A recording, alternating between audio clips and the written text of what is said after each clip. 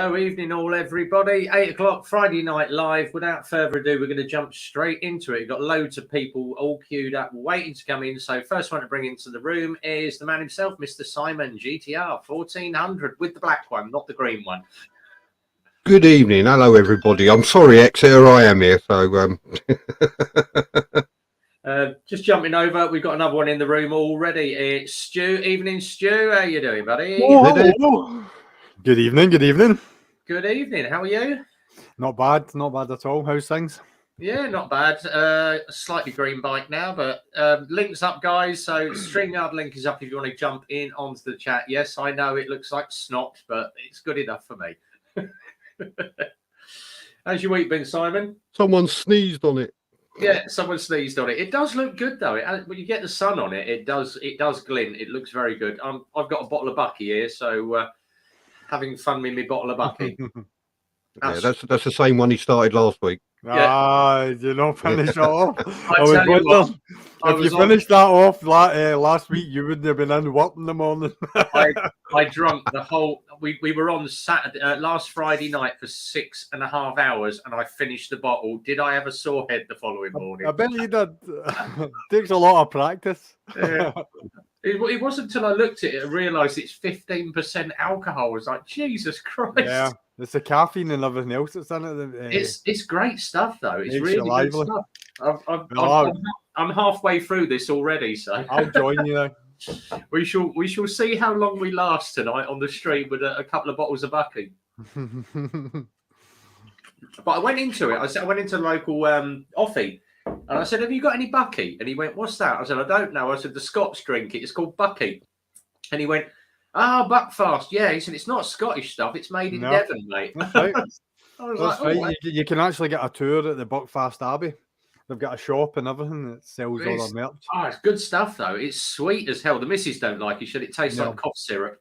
The Buckfast capital of Scotland's Coatbridge. Ah. That's an interesting fact here. In fact, a lot of the off licenses in Coatbridge have got actual Buckfast fridges because in Coatbridge they insist that it's freezing cold. Personally, I put mine in the freezer before I drink it. It's gorgeous stuff though. Just quick ones to everybody in the room. So got to say a quick one. Hi to Crumbly, hi to Exeter. Hells on Wheels is here as well. I'm going to say, if you haven't caught up with his Daytona Bike Week, I have got to go out sometime and do that Daytona Bike Week. Jesus Christ. It looks very, very tiring. I think my liver would struggle. Quick one, Crazy Dad Biker, he's obviously in the room. Jay, good to see you. He sent me a photo today. He said, I found this under my bike. What is it? And I went, it's a Scott oiler. Oh, should I take it off or leave it? No, just fill it with oil and leave it alone. Yeah. Take it off, get rid of it, do it yourself. Far better. I know. I've got a Scott oiler on the ZZ arm that's empty because, like Simon says, every time I clean the bike, the chain gets a chain wax on it anyway. So, and so I found with the Scott oiler as well. See if you don't get the delivery properly, it just your back wheel just absolutely gets crud all over it. 9 times out of 10, when you take a bike in for a service or something, they'll disconnect or stop the Scott oiler working and not tell you. So yeah.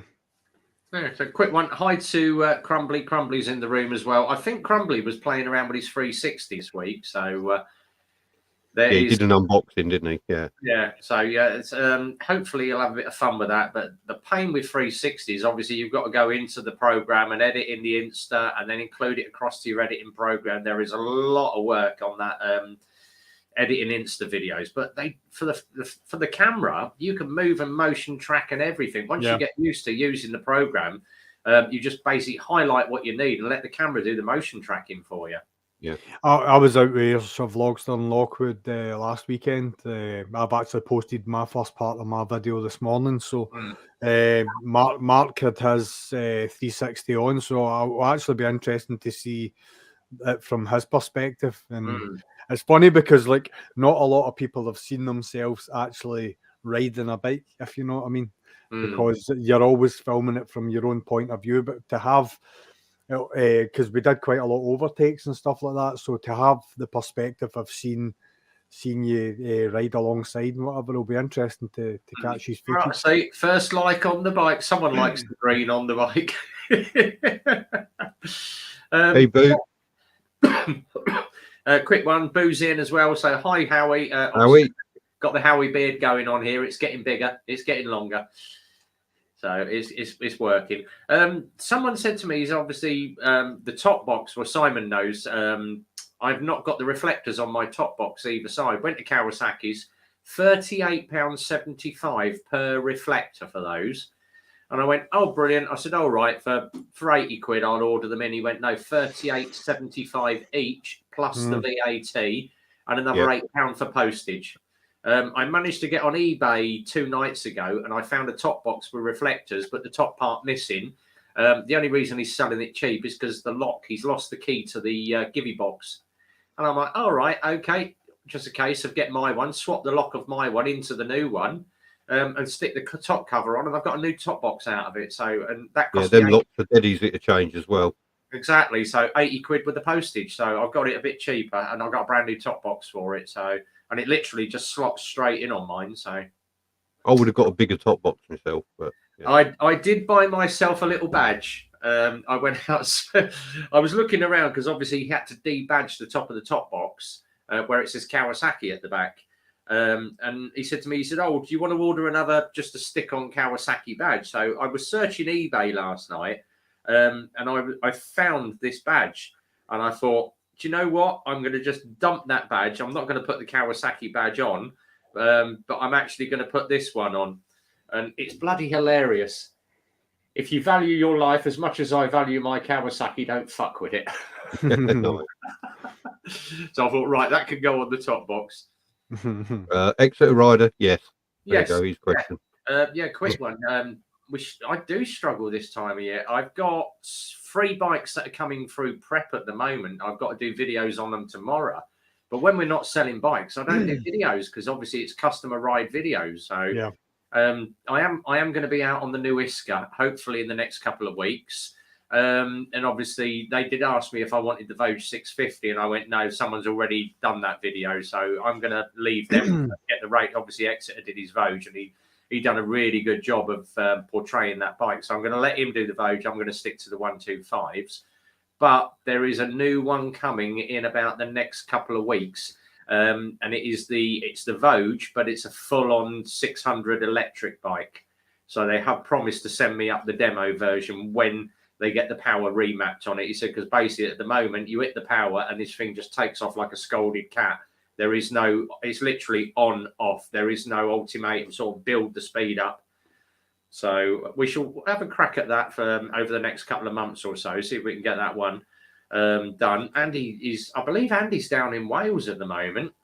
So yeah, he's in the Welsh Wales. Yeah, he's having fun with the. You do it, Rev. I've been interested. I might have a crack at that 650. Andy's been at it all day and riding the bike. He's been playing with my helmet. That was a good question that Exeter Rider gives. And like when I was out with Ayrshire Vlogs on Lockwood last week, I probably made enough content that will give me 4 or 5 vlogs. That's why it's like basically what I'm doing is I'm compartmentalizing the vlog into parts, because it would have been too difficult to try and compress it all into like a 5 or a 10-minute vlog, because there's so much to see on that journey, and I wanted to sort of keep it all together.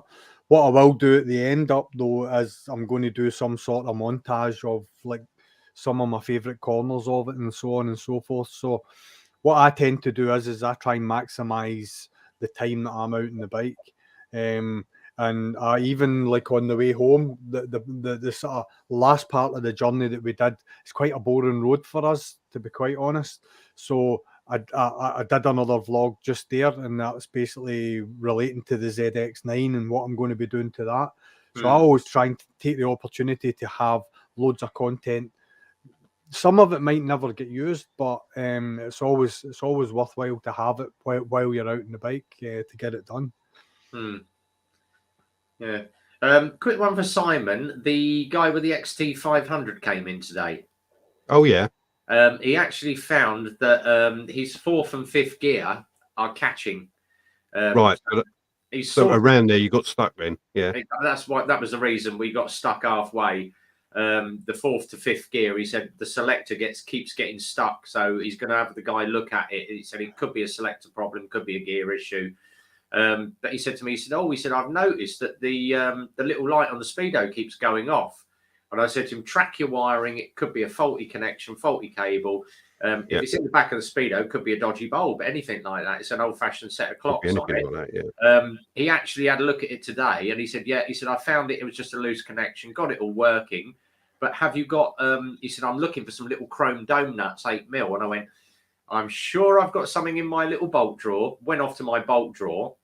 And grabbed 4 of them for him. And I went, there you go. And he went, how much are they? I went, £1.60 each, but free of charge. Go on, take them away.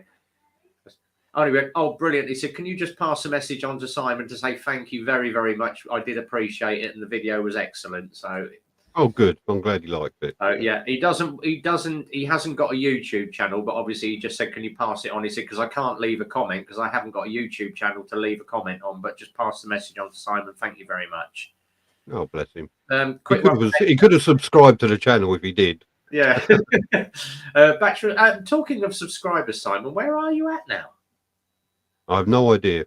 Does someone want to tell me? Let me just have a quick look for you because you were getting close. I'm trying to get you through the thousands. So, and then obviously we're going to start on Andy next. So Andy GTR Tractor. You've got 20 to go, mate. You're 20 to go. You're at 980. Oops. Okay. So 20 I've been out and about this week, press ganging people in my little unit. So yeah. Brilliant. I'm just going to get this guy on because he's obviously in his trailer. It's Hells. How you doing, buddy? Hells. Hopefully this works. Yeah, it's working so far. Coming in loud and clear. Internet's a little shoddy out here in the middle of nowhere. How was Daytona? Crap. Yeah. I don't think Daytona was crap. I think his internet connection was crap. Bless him. I'll tell you, looking at his videos, he looks tired, doesn't he? He's been partying all day and night. Yeah. Yeah, definitely been giving it some, hasn't he? Bless him. Right. I'm going to post up the StreamYard link one more time, guys. If anybody wants to jump in, I know Andy's probably on his phone down in Wales watching this. So if you want to jump in, Andy, let us know how Wales is. It's probably too late for him. Look, he's done 180 miles of twisties today. He's tired. He's going to need to go to bed soon. Yeah. He hasn't ridden a bike for 2 years, and all of a sudden he's putting racks of mileage up. Exactly. Quick hi to the Boating Biker Birds. So yeah, we've got a load of people that are going to be jumping in tonight. So hopefully they'll all join us in about the next half an hour. Someone did post up on the Bikers MK page this week. He said, is anybody going to meet up at Starbucks? And I'm, blimey, little thing for BBB. So I don't know if anybody's doing BBB this weekend, but I'm off. BBN. BBN, sorry. BBN. But obviously Nick's not getting a lot of people coming. I can't do a long ride because obviously I got to be back for midday, but I may look to do the ride next week with them. Hells was there, then he's gone again. I think he's got an internet connection where he is. So if we can get him back, we'll bring him back. But I did say to them that I'm off to Sausage this weekend. I think we've got about 10 of us going. So, and they all went, are you going to meet at the garage? And I went, no, probably meet you at the Sausage. But obviously, I know the guys are going up. Grant's going up. Red are going up. If you haven't seen the next edition of Wolf Tales with Gemma, the bike rider, the racer, really good edition.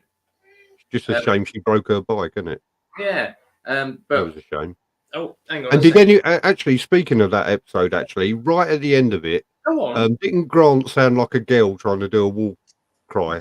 Yeah. Did you hear that? But Grant, when he did the wolf cry at the end, he sounded like a little 12-year-old girl. I thought. Yeah. I heard stitches. That series of Wolf Tales. It's the actual editing on and the actual photography and filmography of it is absolutely spot on. Everyone's saying it's like the biker's Top Gear.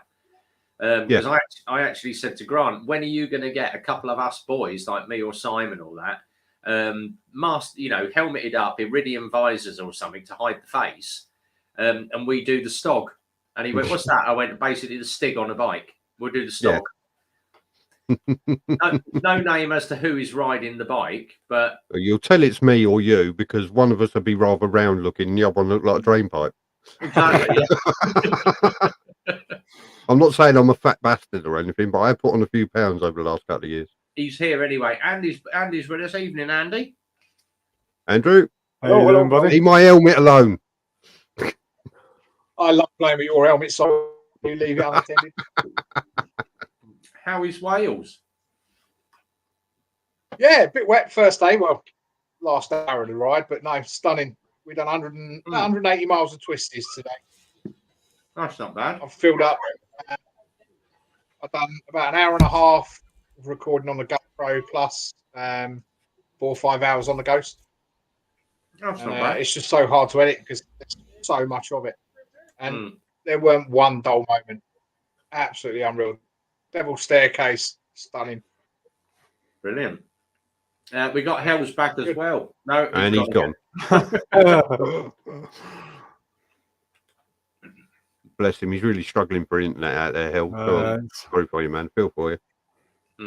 He'll have Crystal First on time the I've roof. ever He'll have Crystal on the roof, like moving up. Holding the air, right? Yeah. right a bit. Yeah, bless him. So, yeah, would you recommend Wales then for a good ride? Oh, Christ. check. I think it's all quite Zed's been unbelievable. The road we've been on today, I can't fault them. Stunning. You'd have to wait up. The footage I'm going to have to do sort of like 4 episodes per day because, unreal. And it's every time you turn a camera off, you find yourself turning it on again around the next bend because it just gets better and better and better. Definitely have something to do, but obviously me and Simon are both looking forward to Scotland, so that is going to be fun. Get up and meet the boys. I'm not going to mention it because you guys rib me about this every bloody time, but Lockwood's latest video. Oh yeah. Yeah. And I think he's out with Mark and the boys. It's an old video. It's the that was actually last season. It's like a remake. Basically, it's a re-envisaged, basically. Right. But just a bike and brotherhood kind of thing. But Christ Almighty, didn't he win that skull?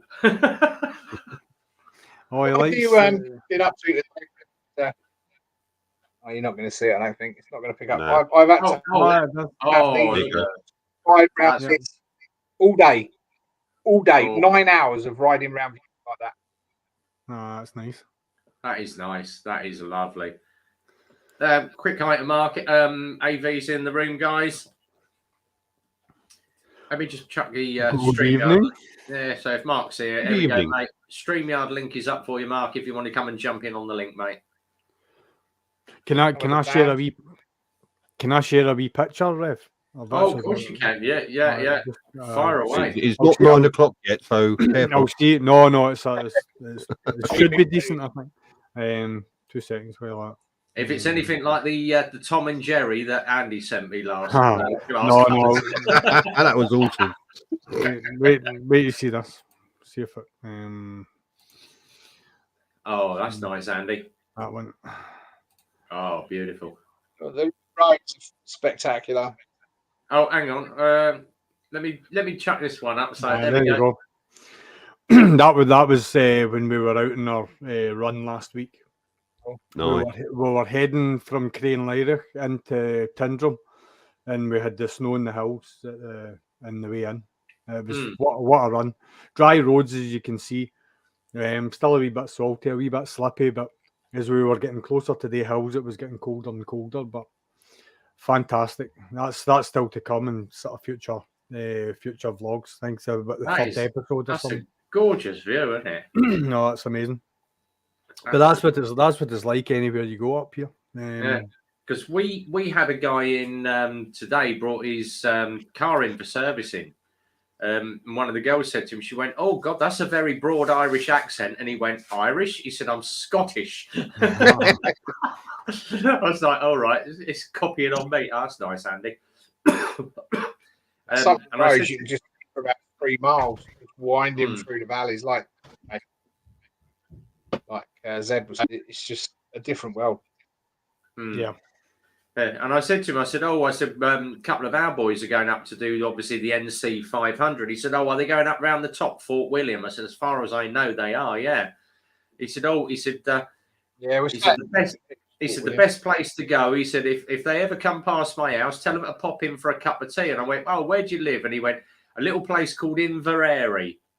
And I went, I'll have to ask Stuart and the boys where that is. I said, because I'm on the live stream tonight. He said, if you go out past Inverary, he said, the roads out there, he said, it will take you 2 or 3 hours to do 20 miles. He said, because you'll be stopping every 2 miles, take pictures. Yeah, it's unbelievable. It's like I'm not even sure what route we've got planned, Rev, when you guys are up, but we will stop at Inverary at one point, because where Inverary is, you can go left and it takes you around Oban and then up towards Fort William, and then you can go through Glencoe back into Tyndrum. Then you go over what they call the Dalmally Pass, and it takes you back to Inverary. It's one big loop. And you can then go from Tyndrum and do it the other way as well. So it becomes, I think they call it the bow tie or something like that. That's a nice one, Andy. Because of the shape of the routes. But right, Howie, I can recommend, if you're doing the Elan, up a little further down. It's about 40 minutes away from the Elan, but you've got to do the Devil's Staircase. What a road! Yeah. That's 10 miles we done, and we met three cars. They was all together, three Land Rovers. It was just 10 miles of. Don't do it at the weekend. Forget it. Do it during the week. Absolutely stunning. Wales is absolutely fantastic. I used to go with a girl from Wales, and I always look forward to taking her home to Bangor. Hey, boom. Well, we do Wales every year on holiday, and we actually stay at a place called Brinteg, and it's literally 3 miles from where they film I'm a Celebrity at the castle. But you literally drive up the mountain, and the actual holiday park is at the bottom of Snowdon Mountain, right on top of the lake, middle of nowhere. No cars allowed, and you have to walk to the cabin. You have to leave your car and walk about a quarter of a mile up to the cabin, because you can't park your car by the cabin. They don't allow cars up that far. But gorgeous. Quick one from AV. He's out doing Strathaven and Muco today. Fantastic roads. Look forward to seeing the video on that one. Yeah, and obviously Howie's on my list to do, mate. Yeah. Boo's not. Boo, not on Z-Heads. Tell you what. Yeah, obviously Stu's working as well. There's a lot of us that are just working. That's non-stop, man. I know. I've got 2 weeks. What's that? I don't go back to work to the 1st of April. It's hard life, isn't it? I know, yeah. Some of us have to work all the time. Yeah, I get 2 weeks holiday a year. That is it. I get 14 days. Most people go, "Oh, we get 20 days holiday," and I went, "I wish I do." When you're self-employed, you have to work all the bloody time. Well, unfortunately, I've had to travel a lot round with work during the fuel crisis. So unfortunately, I've been on expenses as well. So there was obviously following on from, if you watch last week's live stream and go back and watch it on the catch up, I was talking about the police officers, Simon, in the local garage, and I bought them a coffee and a bacon roll. I was actually down there this morning. I thought I better go and just grab some fuel. And I pulled into the petrol station. The 2 guys were there again, filling up their Panda, and they were in the Panda car today. And I went, "Oh, morning, boys." And he went, "All right." I said, "Getting coffee?" And he went, "No, actually." He said, "We're just getting fuel for the car." He said, "What have you got?" I said, "Oh, Costa." He went, "Do you know what? I'll pick that up for you." And he bought me a coffee. Oh, nice. Well, there you go. Yeah. So, yeah, nice. It works. Look after them. They remember you. They pay it back. We now all know the snitching is in the MK area. Yeah. Dolly Brasco in the corner there. I'm trying to snaffle on pizza here because I haven't eaten tonight. So I was at the garage till about 7 o'clock tonight doing my figures. So it's been a long bloody day. How's the figures looking? Is sales picked up any, or the It died on its ass. January, February, I've had no bike sales at all. Normally, by end of February, I've sold about 11 or 12 bikes. I've done 2. Yeah. This week, today, did the little, the old retro Milano. Simon's seen that one, the little white Milano. Sold that one. And then we had a guy, a family came in yesterday. The daughter was looking at obviously a 50cc, just past a CBT. And I said to her, petrol echo, or you can go for the Cypher, which is the full electric. And she went, oh, I'm just worried about my daughter being on a 50cc. How long does it take to get to 30 mile an hour? And I said, well, petrol bike, and I'm not going to lie, I'm not going to beat around the bush. You'll be looking at 10 to 15 seconds before you even hit 30 mile an hour. So you've got all that traffic building up behind you. Plus you've got a petrol engine. You've got to service it, fuel it, tax it. For a little bit more money, for another sort of £700, buy the electric, because you've got 2-year warranty, 3-year on the batteries. It does 0 to 30 in 2.4 in full power, or 0 to 30 in 4 seconds. It's a lot safer, gets there, but once it hits 30, it hits the brick wall. And she went, oh, no tax, hardly any servicing costs on it, because it's an electric bike. It's just the motor and the regulator to clean on it. And she went, oh, okay. And they've gone for the electric one.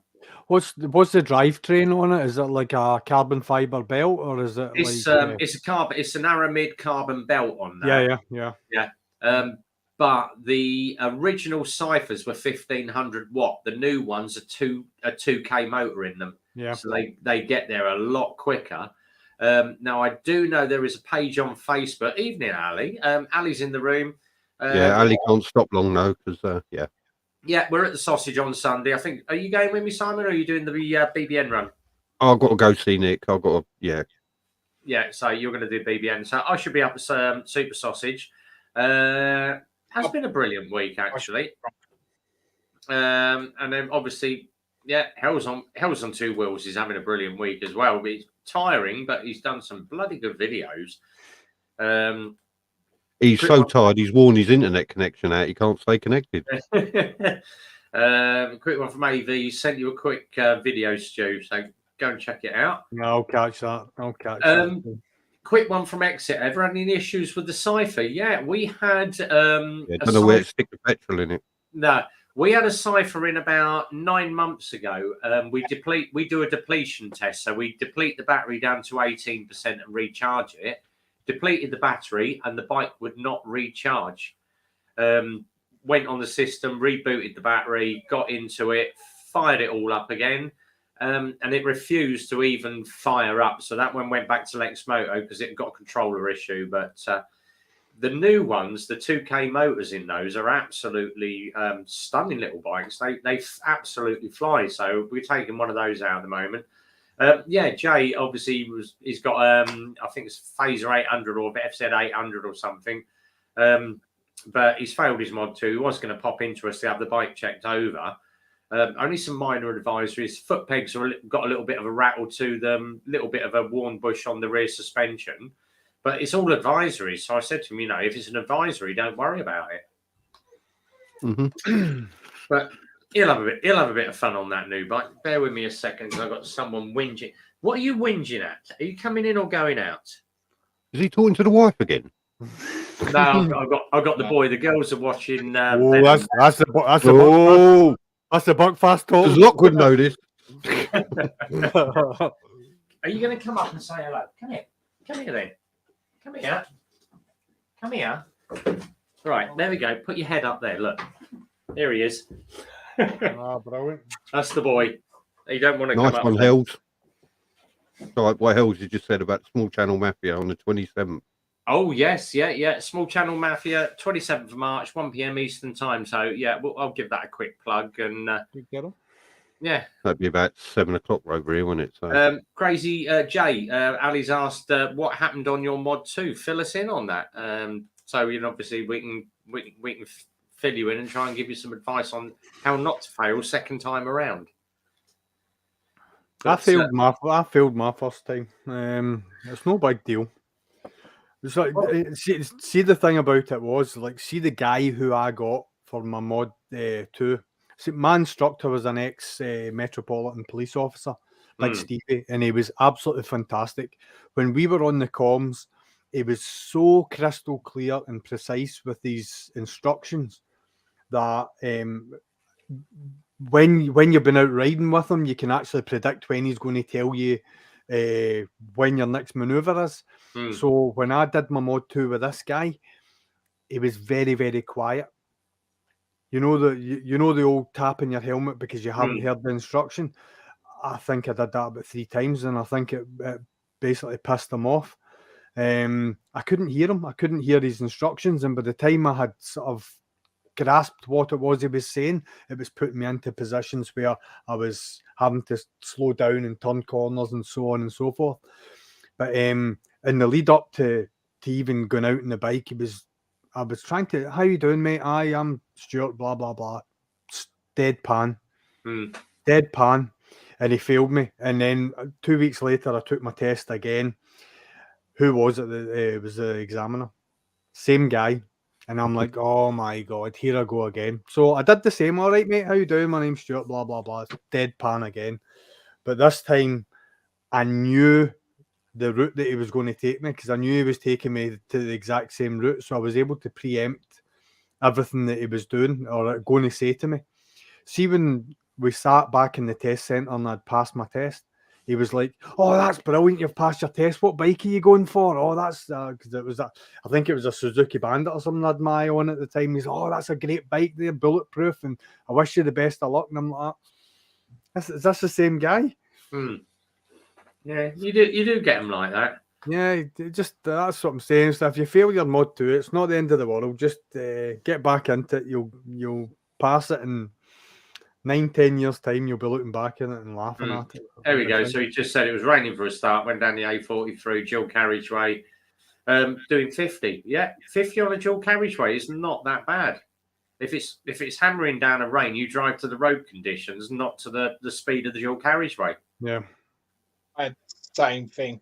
My mod 2, it was actually part of a thunderstorm and windy, and I was in Oxford. He's put me on a dual carriageway, and I really thought I'd failed at this time.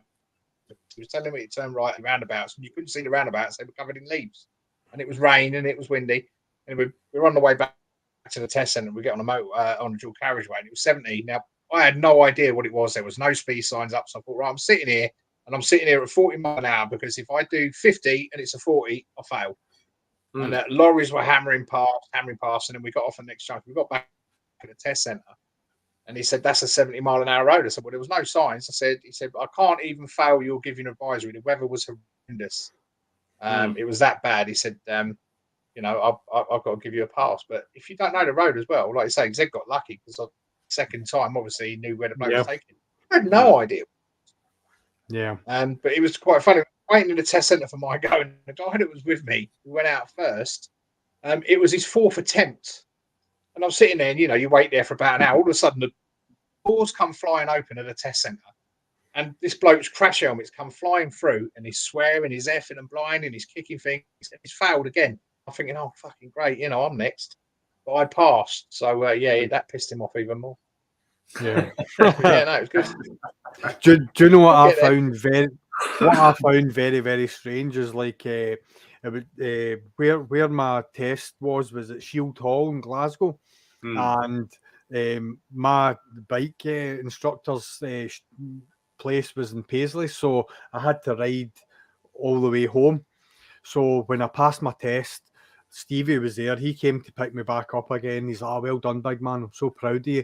He's like, where's your headset? And he's like, give me it. I was like, what?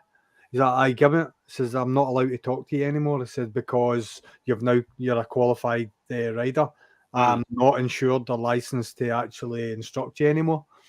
So that was the first ride home, and I didn't have Stevie in my ear saying, watch out for that bus, big man, or just be careful coming up to this roundabout because there's a wee bit of gravel, and you're like, Stevie, what's happening? It's a bit. There was 2 of us, obviously, on the, and it done the same thing. I was sort of ignored. You've passed your test now. I don't need to talk to you anymore. But the other guy was still getting instruction all the way to the test centre. Yeah. Because there was a good bit actually in the way to the test centre, and basically it had drains about every maybe 50 yards. So he would get us up to the speed, and he would be like, right, he says, I want you to swerve, like do like a gentle swerve, like go to the one side of one and one side of the other. And he was doing it like the wee sort of the swerve for the mod 1 and whatever. It's quite good. Crazy's just said there. Sorry, Zed. But what Crazy's just said there in the chat about he was told to take the first step, ignored it because it was the M40. Now, I was always told that when you do your test, you can go wrong on his instruction. If he tells you to turn left and you miss it and you do it different, or you go, providing you do it correctly, he can fail you or put you down on it. So I'd question. Yeah. I don't know if... One of the points that he marked me down on was I was turning right at a set of traffic lights. And obviously, when the traffic lights are green, you can approach the centre with caution and wait for a clear exit before you manoeuvre. And he basically marked me down for hesitation, which I think was wrong at the time, because basically I had the lights had changed from red to green, and did my lifesavers and moved off. I didn't move off at a reasonable pace. I moved off carefully, but he classed that as a hesitation. And I'm like, that wasn't even. I never slowed down. I was accelerating to the point that I was going to stop, but he felt I should have been doing it faster. And I'm like, no, that's just you're nitpicking now, you know. You can't. I kind of got the feeling that it was no. I was marked down as the one that was to fail that day. You know, it was one of the ones. You see, when I did now, bottle of wine there, or what? No, it's Bucky. I've got a bottle of Bucky. I've turned them, Andy. I've turned them. But the thing is, that's the same one he was drinking last week. So.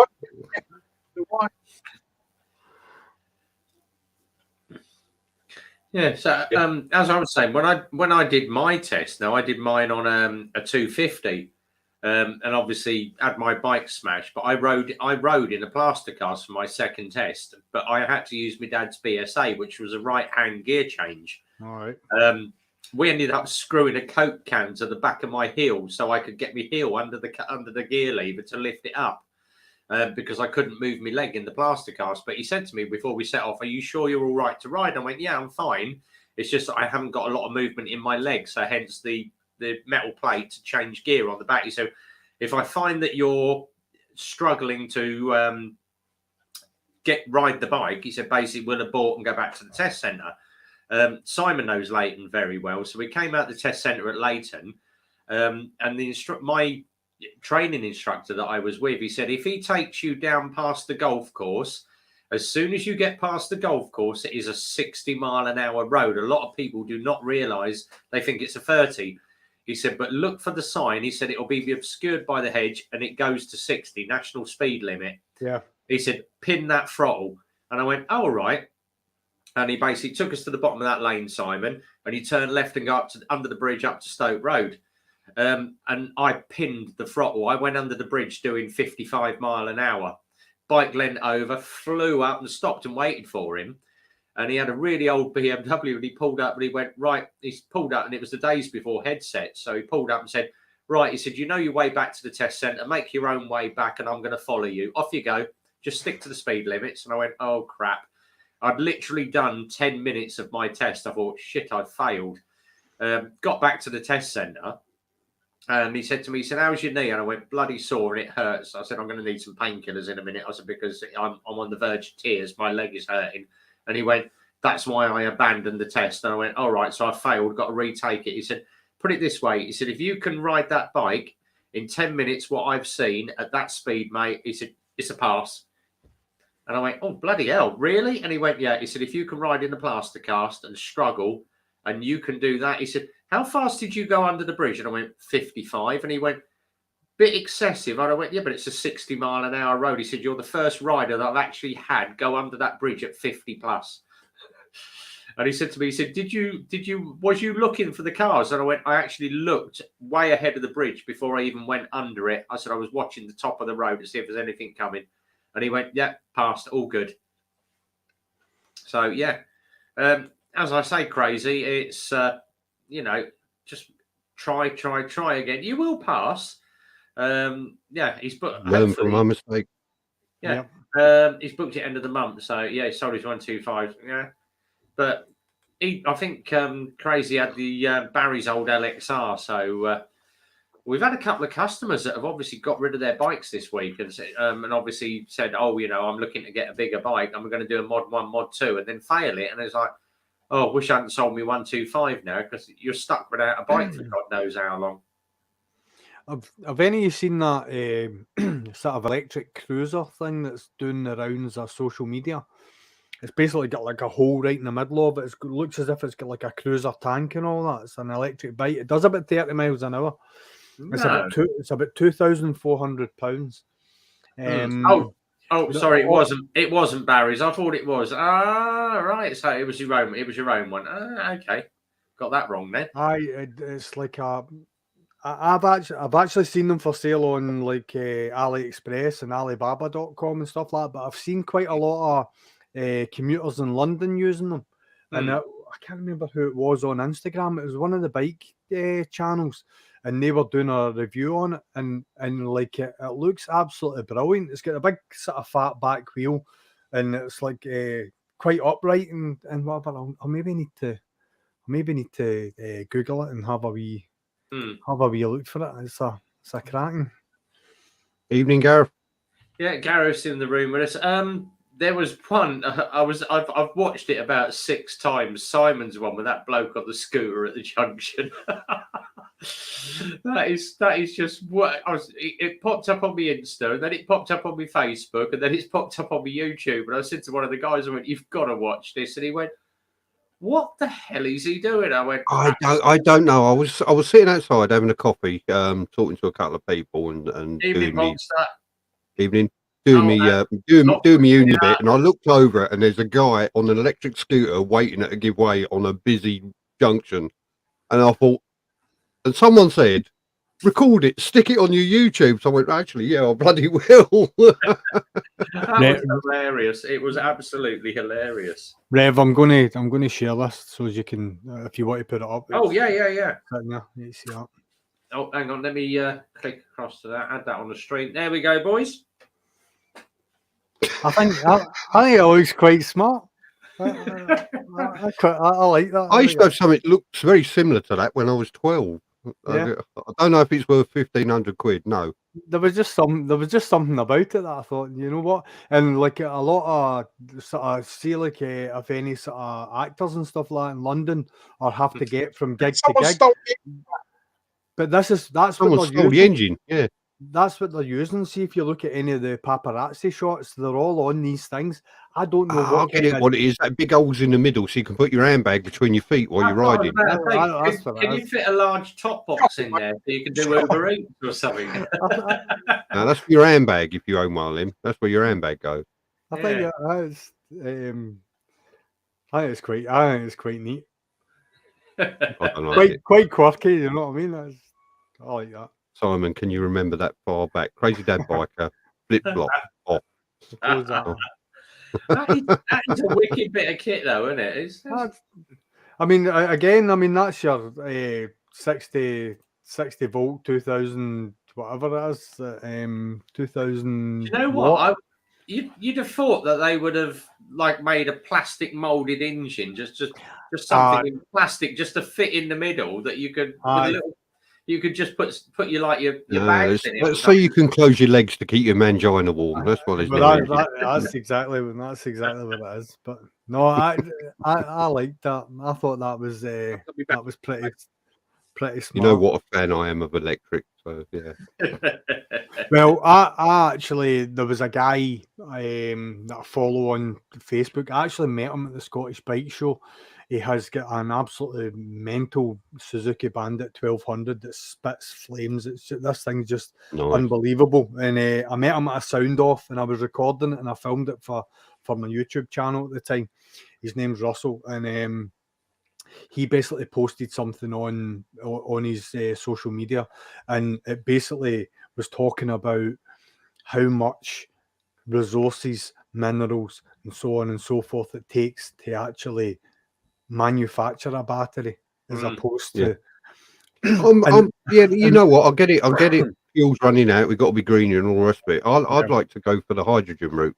That's where I'd like to see everything going. I totally agree with you with regards to that, because one of the main points of, I mean, it was quite a long-winded thing. I wouldn't even begin tonight to sort of get it and find it and let you see it, but it basically gave you a rundown of coal, oil, gas, excuse me, nuclear, and he said, and you might think that the electric route is a better route, and then it went into the nickel and the cobalt and so on and so forth, lithium, which is required to manufacture a battery, and the mining that has to be done for that. And then at the end of it, when you've manufactured the battery, you have to use either coal, oil, nuclear, or whatever to power it anyway, because the battery doesn't generate the electricity, it only stores it. You know, so it's not a feasible... I know for the hydrogen power and that you've got to use electricity to generate, and in the process it's used to make the battery. But you can do a lot of that off solar.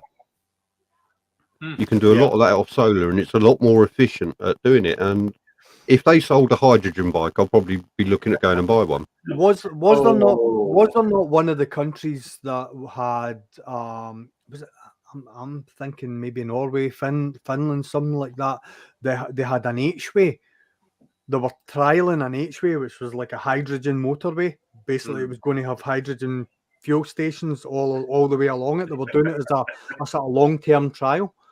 I'm sure I heard, or it was either Top Gear or one of the sort of there's an island in Scotland where they generate the hydrogen to power the ferry that goes backwards and forwards to the island. Yeah, they do, and they actually generate more hydrogen than they need, so they can sell it on. Yeah, and I'll tell you what, if I'm not a fan of electric cars, electric bikes, never have been. Only because the infrastructure isn't there to charge them up, and you're limited on how far you can go and things like that.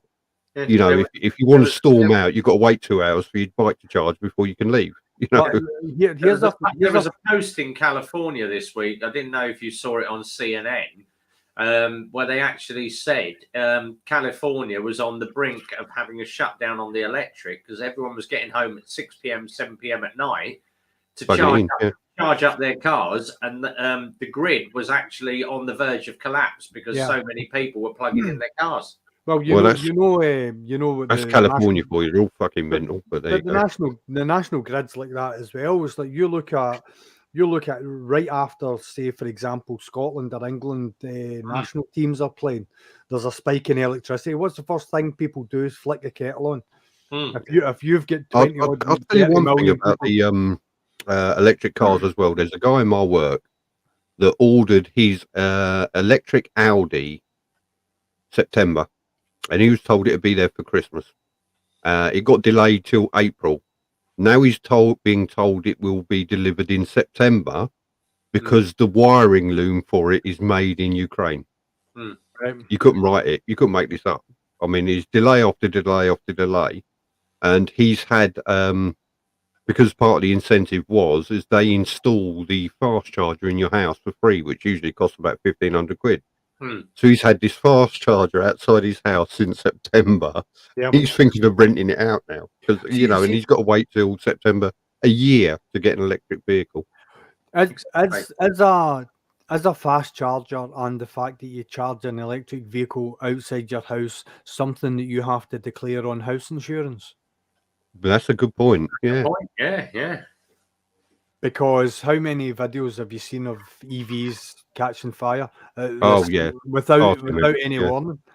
I saw one that was a Tesla and it caught fire in a multi-story car park, and it took out 3 cars either way. Yeah. Just all it was like one of the cells broke down and caused a short, and it just There you go, burning gas. Fuel isn't running out, and if anybody knows, he probably knows it. yeah, absolutely. They totally believe it. It's like I think there's an agenda. There's an agenda going on. It's look, shells in the background. And incidentally, it's like a guy who I don't have a lot of time for, but from a distance. have seen recently on social media is Nigel Farage, and he actually did a breakdown of the fuel and energy costs that we are actually incurring just now. And he said that, do you know that as a consumer, the fuel deals and the eco deals that were done and agreed by the government, we are all paying 20% of our fuel bill is paying for these oil companies and whatever to actually go greener. Yeah. Whereas what his point was, make the oil companies do it. The ones that are declaring £20 billion worth of profit, make them pay that. Yeah. The end user shouldn't be responsible for making sure that the product that they are using is greener. It's not up to me. I'm just using it.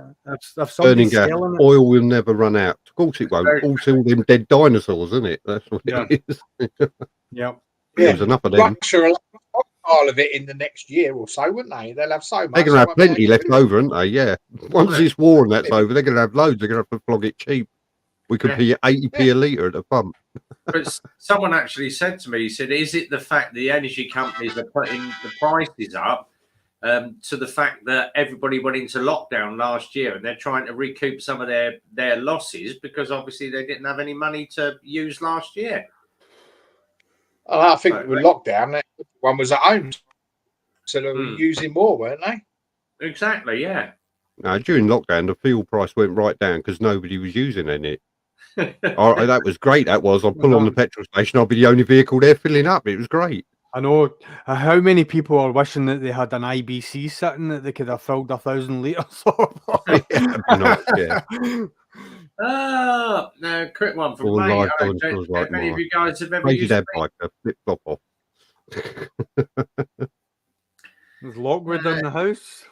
Lockwood's here. I'm surprised Rev hasn't mentioned it. He's been trying not to. You can tell. He's I did mention Lockwood was here. I'm trying to obviously keep it quiet. He's in the background. Yeah. He's trying to be all cool about it, isn't it? I don't need it. No, I did say to him on his last video, Jesus Christ, you pinned that throttle, didn't you?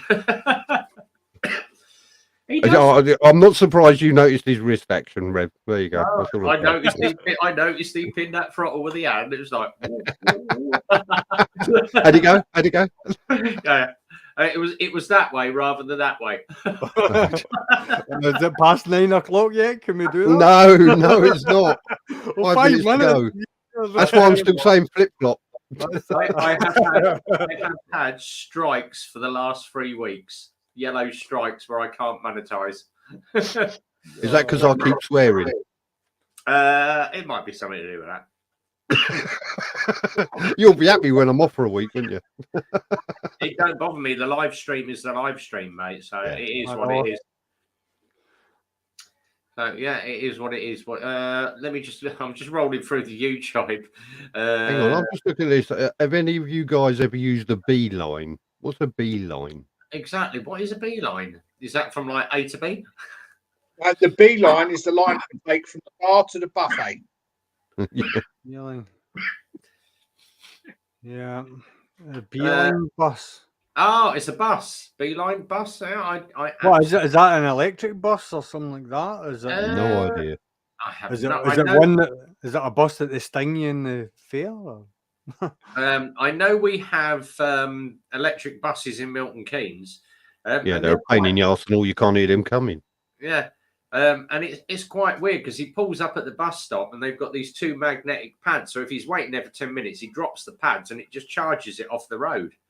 Oh, apparently Beeline is a sat nav. There you go. Exit all just right. answered it. Oh, is that the one with the little arrow that points left and right? And That's that stupid. a little disc thing. Yeah. No, never used one. Not gonna. No. I stick Like to me TomTom, like a physical map. Yeah, TomTom is probably one of the best ones. Arrow point you in the right direction. That's it. Yeah. Excellent. Yeah. Thank you. All right, bro. Nice one. Now we know what a beeline is.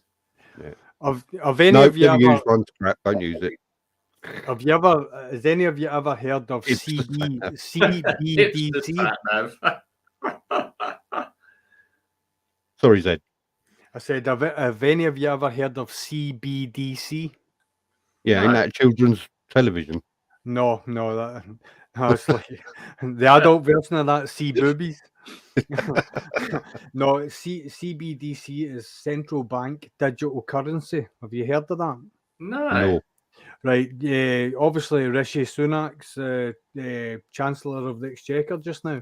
If you go on and research CBDC, what he's proposing with the G7 is that we centralise banking. And we create a digital currency that rivals Bitcoin and Ethereum.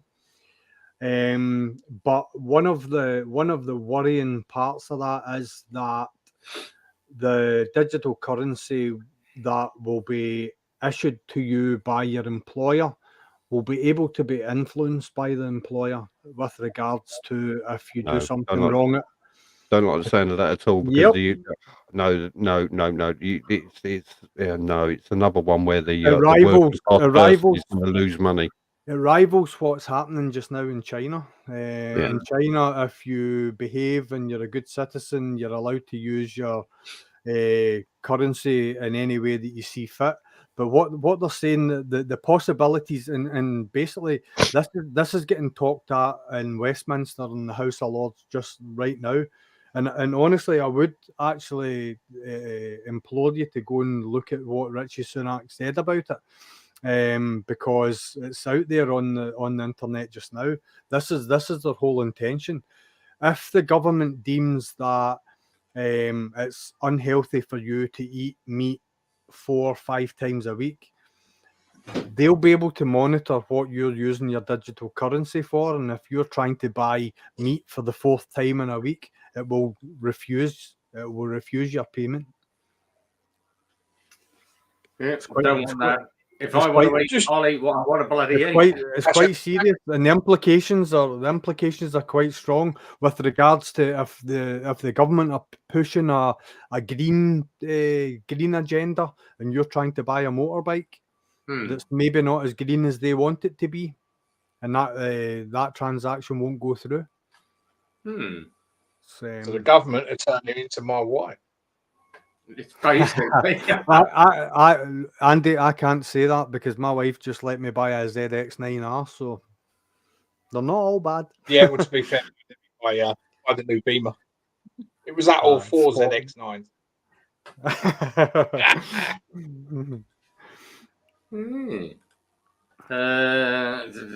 Yeah.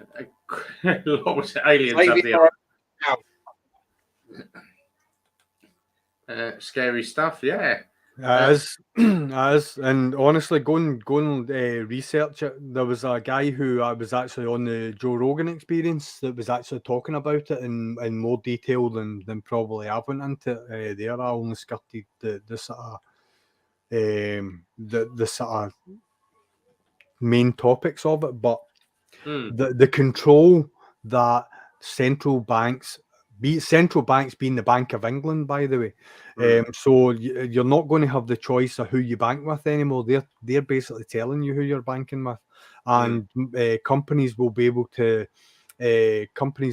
use the digital currency to pay you. But say, for example, your timekeeping's bad at your company, or you've got a disciplinary with your company, that can affect how you spend your money or how you're allowed to spend your money. It's a form of social control. It's a bit worrying, isn't it? It is, yeah. I'm gonna touch on, because obviously I'm into this subject very very big time. Aliens. The boys are talking about aliens. I follow a very good episode on Sky, and it's basically Alien Archives or something like that. I was watching an hour of it last night, and they were saying where I think it was Peru or Chile or something like that, where the Aztecs are based. And they were doing aerial photography, and photographers are out just doing a chart plot of the local area of the forest, and they noticed there was a track through the forest and just a circle. So they and obviously this had been since sort of 1260 BC. The trees have never grown back, and when they actually walked into the forest, it's about 100 meters of trees. Now all the trees are all brown. And they couldn't figure out why the trees would not grow down this track, and then it just literally stops at a big round circle. And they did a radiation sweep, absolutely nothing. And bring us up, Simon as an alien said. She's gone 9 o'clock and it crazy dad biker. Fuck off. Yeah. But they investigated this circle, and when they actually got round to measuring the damage of the circle, and how much the trees had grown back, and when they actually videoed it, they showed the foliage, and the foliage got to a certain point and just stopped. No foliage would go past that point. And they'd done all the scans of it, and when they actually measured it, it was to the centimetre a perfect circle. And they said there was obviously something that's been here. It's been moved, or it's moved on. But when they actually they did one of the trees and done this where they go in and scan the tree for age-related thing, and they worked out it was 1260 BC that the tree had stopped growing. Yeah. And I was like, you try and tell me that isn't aliens or something has landed there. See the question that I would probably ask is, bar like the likes of maybe Stephen Hawking or what's the guy, the sort of physicist, just Brian Cox, is it? Brian Cox, yeah. With the likes of these guys, there hasn't been nothing new in the last period of time. You look at where you had all these innovations and inventions that happened within, like, when you look at it, quite a narrow sort of time span, and then it seems to have like fizzled out, and you wonder why. What was going on at that time? Yeah. And then people say, but we had the 60s, we had like the microwave, and we've had like flat screen TVs and computers back in. You sort of look at the 80s where you had your what was it, Sinclair ZX Spectrums. Yeah. To what computers? ZX81. Yeah. To what computers are now, and we've jumped in sort of 30, 40 years to huge, great hulking machines that are water cooled. Smartphones. I remember my first phone in the 80s. It was a satchel with a battery with a handset on the top of it, and it weighed about 10 kilos. And technology in that now. Yeah. Yeah. Exactly. Yeah. And everyone said, where's the technology come from? No one's, you've got all these designers, MIT and everybody, but where did some of that original technology come from? Yeah. Lockwood said it. Roswell definitely happened. Of course it did. Of course it did. Yeah, there's no doubt. But what's the guy? He's been on, like, I'll go back to Joe Rogan as well, and he's an American, and he claimed to have worked in Area 51, has it? 51, 52? Area 52, yeah. And he drew a spaceship, and he talked in depth about the propulsion system. It's a gravity propulsion system, and basically he says that when the spacecraft's flying, it looks like a saucer, inverted, like almost identical both sides. But he said that the difference is that it doesn't fly the way that the films have portrayed. It basically tilts itself to where it wants to go and then propels itself towards, because it uses some sort of gravitational generator which propels it. Oh, here we go. Bob Lazar. Yeah. Bob Lazar, absolutely. Bob That's Lazar, exactly the guy I'm talking about. Yeah. And at the time, the governments and all the agencies poo-pooed him, and they said he was nuts. They denied he ever worked there. Now what's happened? The US government have actually turned around and told fighter pilots that they must report any unidentified sightings that they have, because they just released the footage. I don't know if you saw the one, the unidentified craft that was hovering across the water, traveling faster than a fighter jet. It's like, what's going on? These pilots know. These pilots are in multi-million-pound fighter jets that are getting overtaken by things that they don't even know, and they're changing direction, which defy the laws of G-force and so on and so forth. Because obviously Exeter's in the room. I used to travel obviously around the country as a mobile DJ. Back in, and I'm going back to 1983, 1984. We used to go down to Yeovil once a month, the last Friday, Saturday, Sunday of the month. And we used to do a place in Yeovil called Carnaby's, and it was one of the biggest nightclubs down in Yeovil. Now we were actually traveling back. I had a transit with a caravan on the back, big long transit. My mate had an LT35 Volkswagen, the old square things, bloody horrible it was.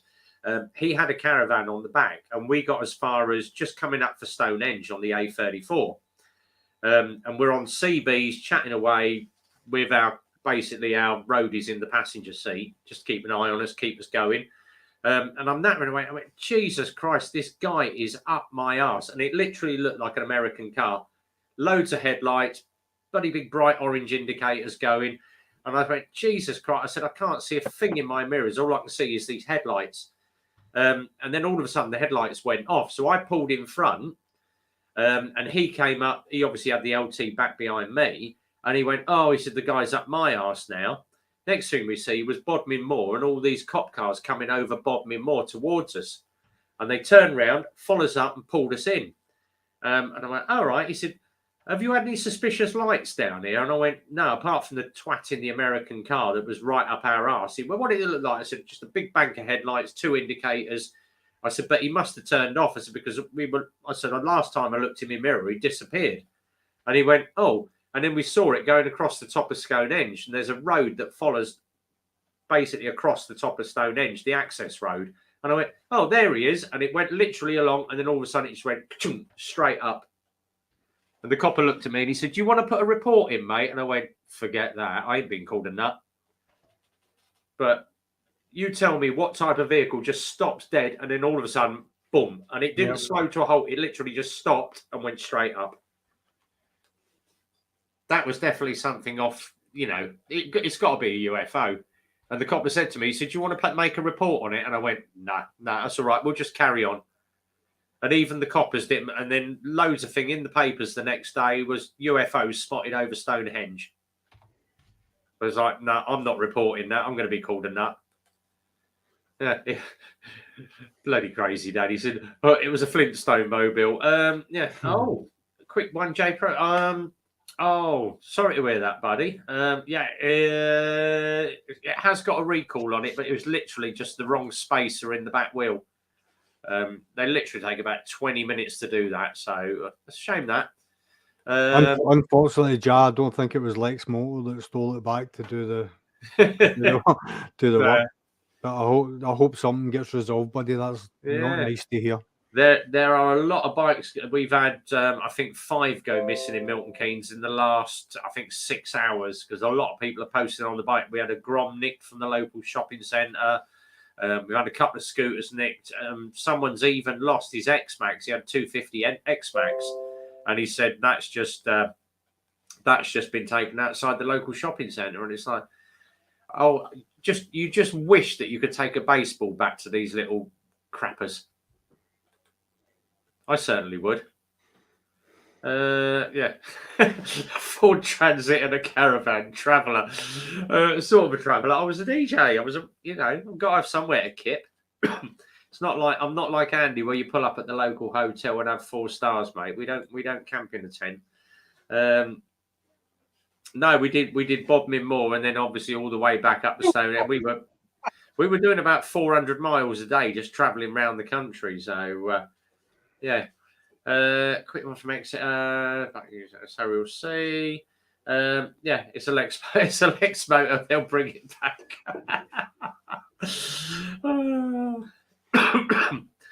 Yeah.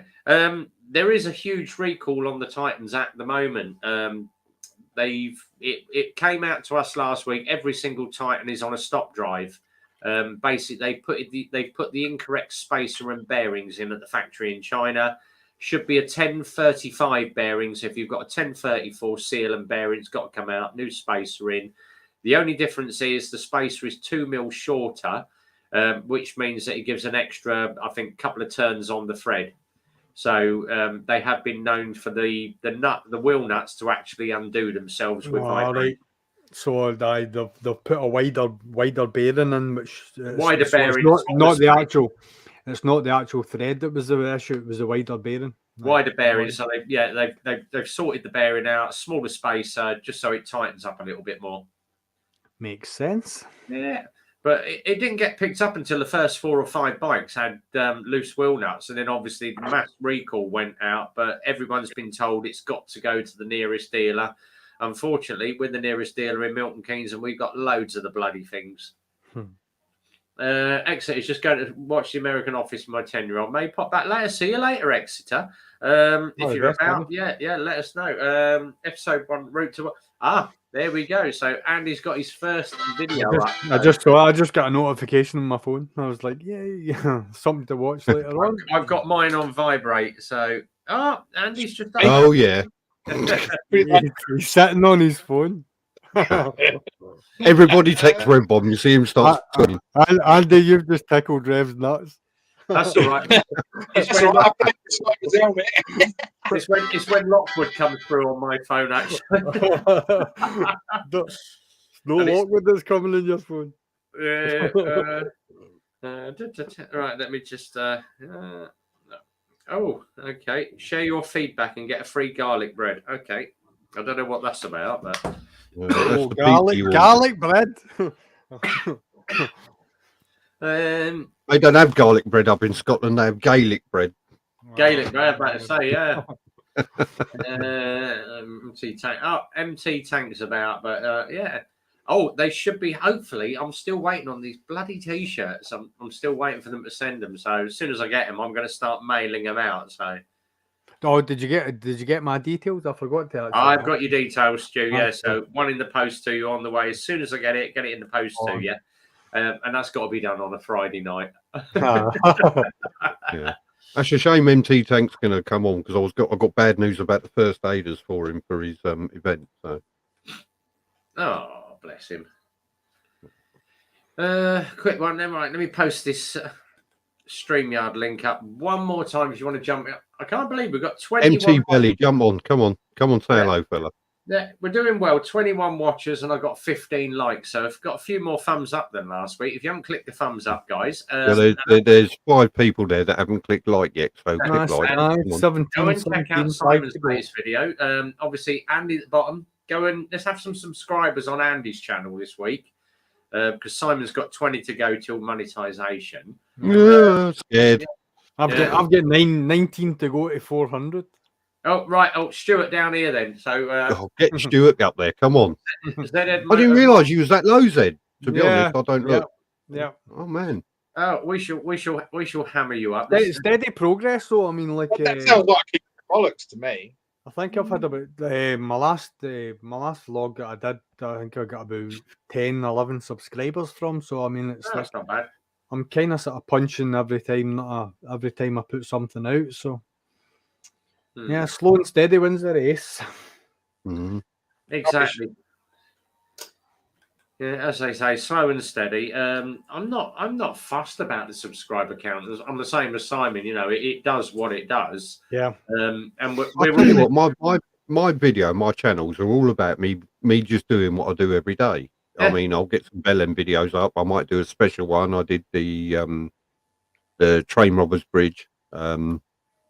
I've got a couple of other ideas of things I want to do for the GTR itself and a couple of ride reviews. But other than that, I mean, to get that many subscribers just for a man sitting on his bike talking bollocks is pretty good, I think. So.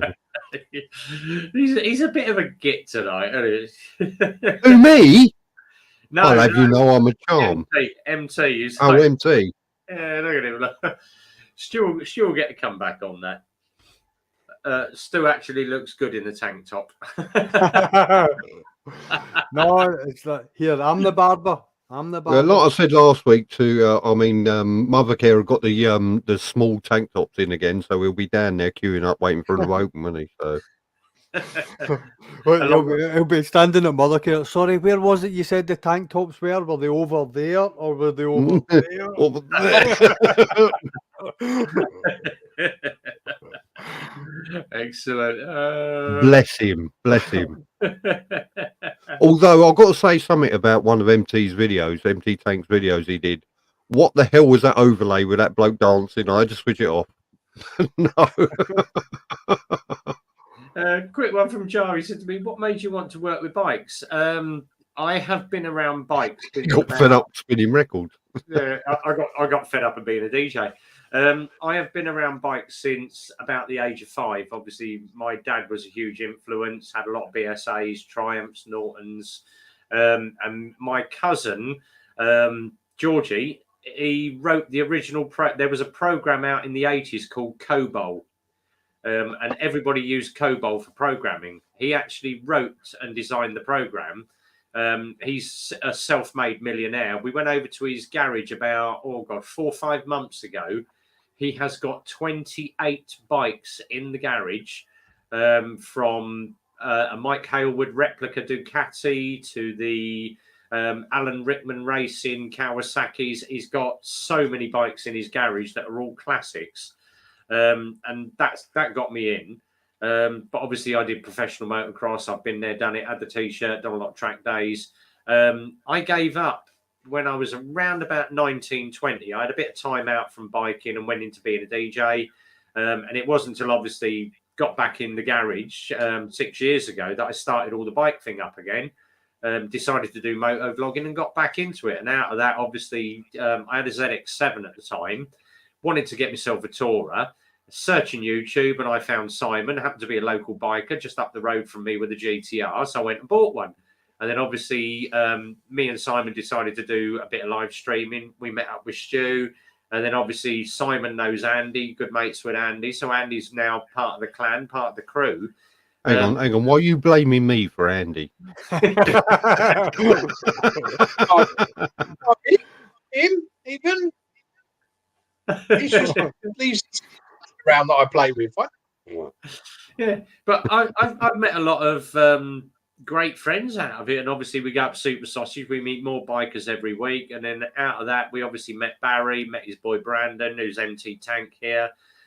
Got to meet up with Jay. So yeah, it's Friday night. I met Andy in a bike group. He was an admin for. And it was a very, very large bike group. It probably got too large, and the people got. You were training with Grant. I met you at M&S. Yeah. Yeah, and then we met at the bike group, didn't we? And you was the admin for it, and the other admins are all complete arses. And I just clicked with you, and I had a Honda DeVille, and I wanted a new bike, and you taught me into getting the Versys. We went out test riding the GTR and the Versys on that day, and I bought the Versys because I wasn't ready for the GTR. And yeah, we just sort of hit it off from there. And then me, you, and our respective wives went for a little holiday in Devon where I tried to set fire to a shepherd's hut. Yeah, you nearly burnt it to the ground. Yeah, I nearly burnt it to the ground, but I got away with it. About 60 quid. Yeah, about 60 quid's worth of candles got fucking melted on top of this stove thing. But the thing is, we all hang out on a Friday, and it's just an escape for us boys to just have a bit of fun while the missus are doing other things. Well, it's rather than talk to the missus, isn't it? Let's get it fair. Let's get it right. Here's Lockwood. Right, Red Bomb, get ready. How we doing? Yeah, all good, right, mate. Good. Red Bomb's nursing the semi.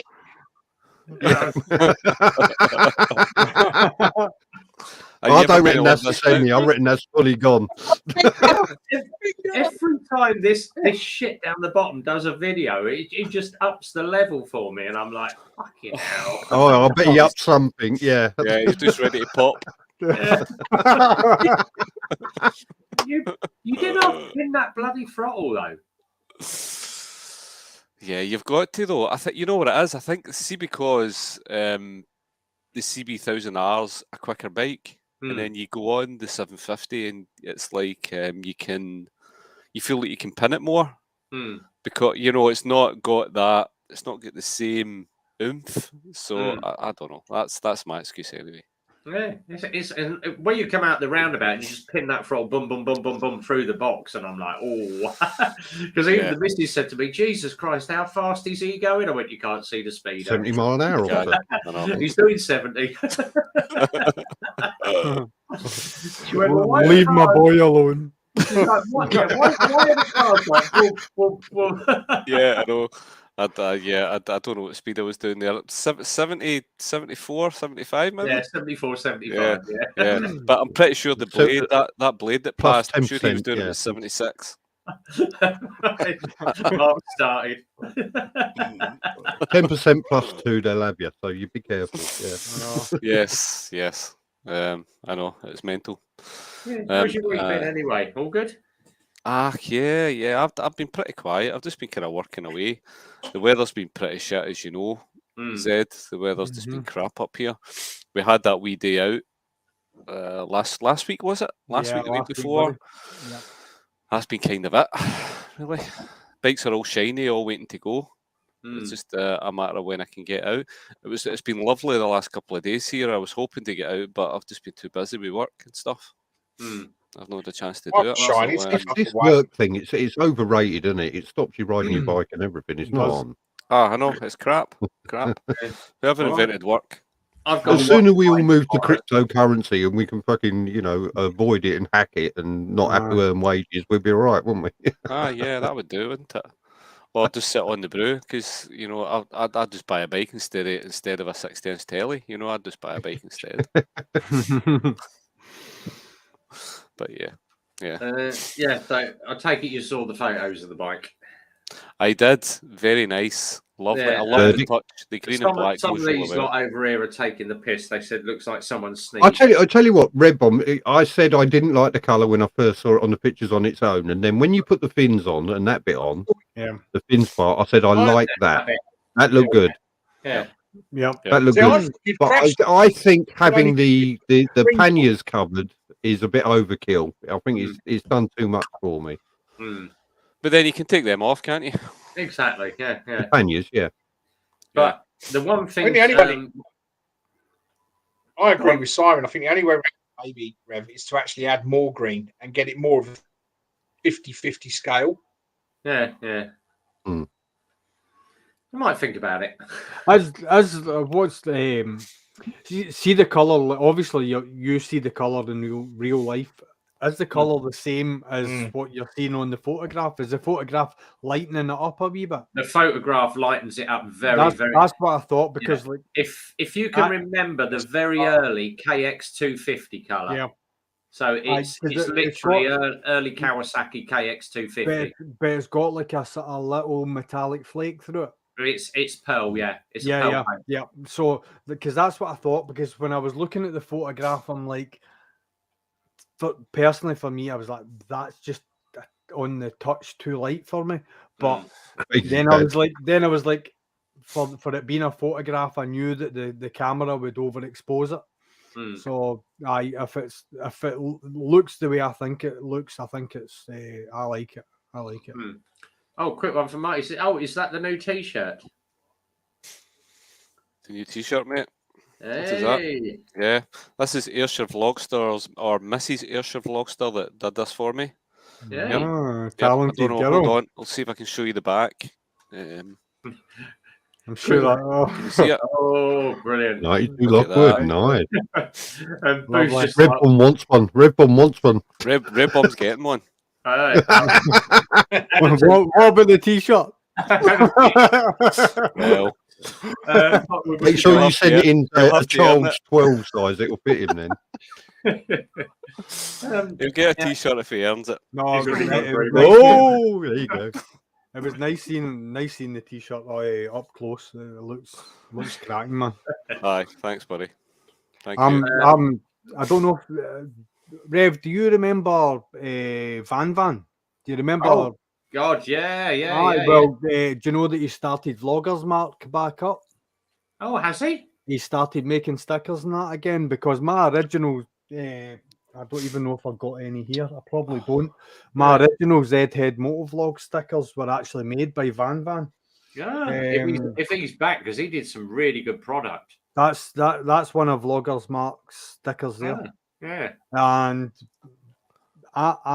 he did my original stickers. Now I will say they were a wee bit more expensive than the other companies that I've used, but see when you're getting stickers made, when the sticker's printed, there's a clear layer that goes over the top of it, and it gives UV protection to the actual sticker. So he does that. It's the multi-layered sticker. The quality of it is absolutely fantastic. So and I've had his design manufactured by other sticker companies, and it just isn't the same. And he's just started back up again. He's advertising on Facebook and he's advertising on Twitter. So it's maybe worth a look. There was obviously I've been chatting with someone, and he said to me, he said, "Oh, where your Rev Bomb stickers?" So let me just grab a sheet. I have them done on multiple sheets. So basically, Simon's got one. So huge, great bloody sticker. And he said to me, he said, have you thought of redesigning your stickers? Because obviously you haven't got the ZX7 anymore. I said, well, yeah. He said, have you thought of like taking the helmet with just the Rev Bomb logo on it? And I went, all right. He said, but instead of having it on the black background, have you thought of having a backing sheet? So when you actually peel the backing sheet off and you stick it on a subject and peel the front off, it's literally just the helmet and lettering in individual. Yeah, so it's a clear background, like new bikers. Yeah, new bikers like that, isn't yeah. And I said to him, I said, oh, how much are they? And he said to me, he said, I could probably do you a batch of 100 for about 40 quid. And I went, you are taking the piss. And he went, what? Too expensive? I went, no. My last lot of stickers cost me £62 for 100. No. Well, I mean, the way Vloggers Mark actually charges, he charges £5, and that's for an A4 sheet. So depending on the size and scale of your sticker, like the likes of mine, I think on an A4 it was about 20 stickers, 10 and 10. So it was 20 stickers for £5. But like I say, not bad. The quality of them, and I'm in the process of doing like a slight redesign, and it will be him that Van that does the redesign of the sticker. So they'll be happening. But I don't know if any of you noticed, but I've actually changed the header on my YouTube channel. It's got the ZZR on one side and the ZX9 on the other. Yep, I see that. I'm going to go and have a look at this. I haven't seen it. I've got so much that I've got to catch up on this week. So I've been the same. I've not managed to do much at all. Indeed, yeah. Oh, blimey, that's a bit nice. Aye, that's not the colours it's going to be, by the way, when it's been painted. I've already spoke to Grems, who did Lockwood's VFR, and the both of us will testify to his work 100%. Definitely. I mean, what he's done for me is just a plain colour, but he did a cracking job just before he done mine. Multi, and it made it perfect with some of the stuff. I know he redone some of it because it wasn't to his standard, and he just spent a lot of time perfecting it, and that's the thing with Grems. Yeah, and the thing about it is like you've got a lot of guys that have got classic bikes that are taking them to him because they've seen his work close hand and they know how good he is. I mean, if you've got like, it's maybe like a decal or something like that you've had on the tank that's been lacquered over, Grems can actually paint the tank as if the decal's still on it. It's absolutely fantastic. Some of the work that he does is remarkable, and you'll see it in the ZX9 when it's finished. Just now, all I'm doing is I've actually got a lot of automotive waterproof connectors, so I'm going through the bike just now, front to back, which will be a sort of a wee series of vlogs that I'm going to do. It's not how-tos, it's just how I do. I like that quote, Simon, and I use it all the time now. Not a how-to, how I do. Yeah, quick bit of advice, rear indicators on those. Yeah, mate, honestly, like that's all part of it. So what I'm doing is I'm the going rear indicators are shit on the ZX7s and ZX9s.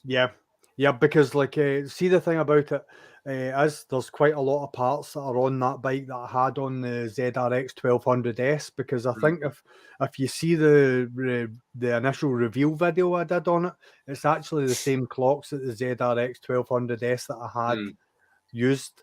It's got this exact same clock, so there's a lot of things on it that I'm quite familiar with. So yeah. To be honest, Zed, I thought it was a ZRX you were buying, because that ZRX you had was I'd never seen it in the flesh, but I've seen pictures of it, and I've seen you like some of your videos on it. I just wish I'd never get rid of it.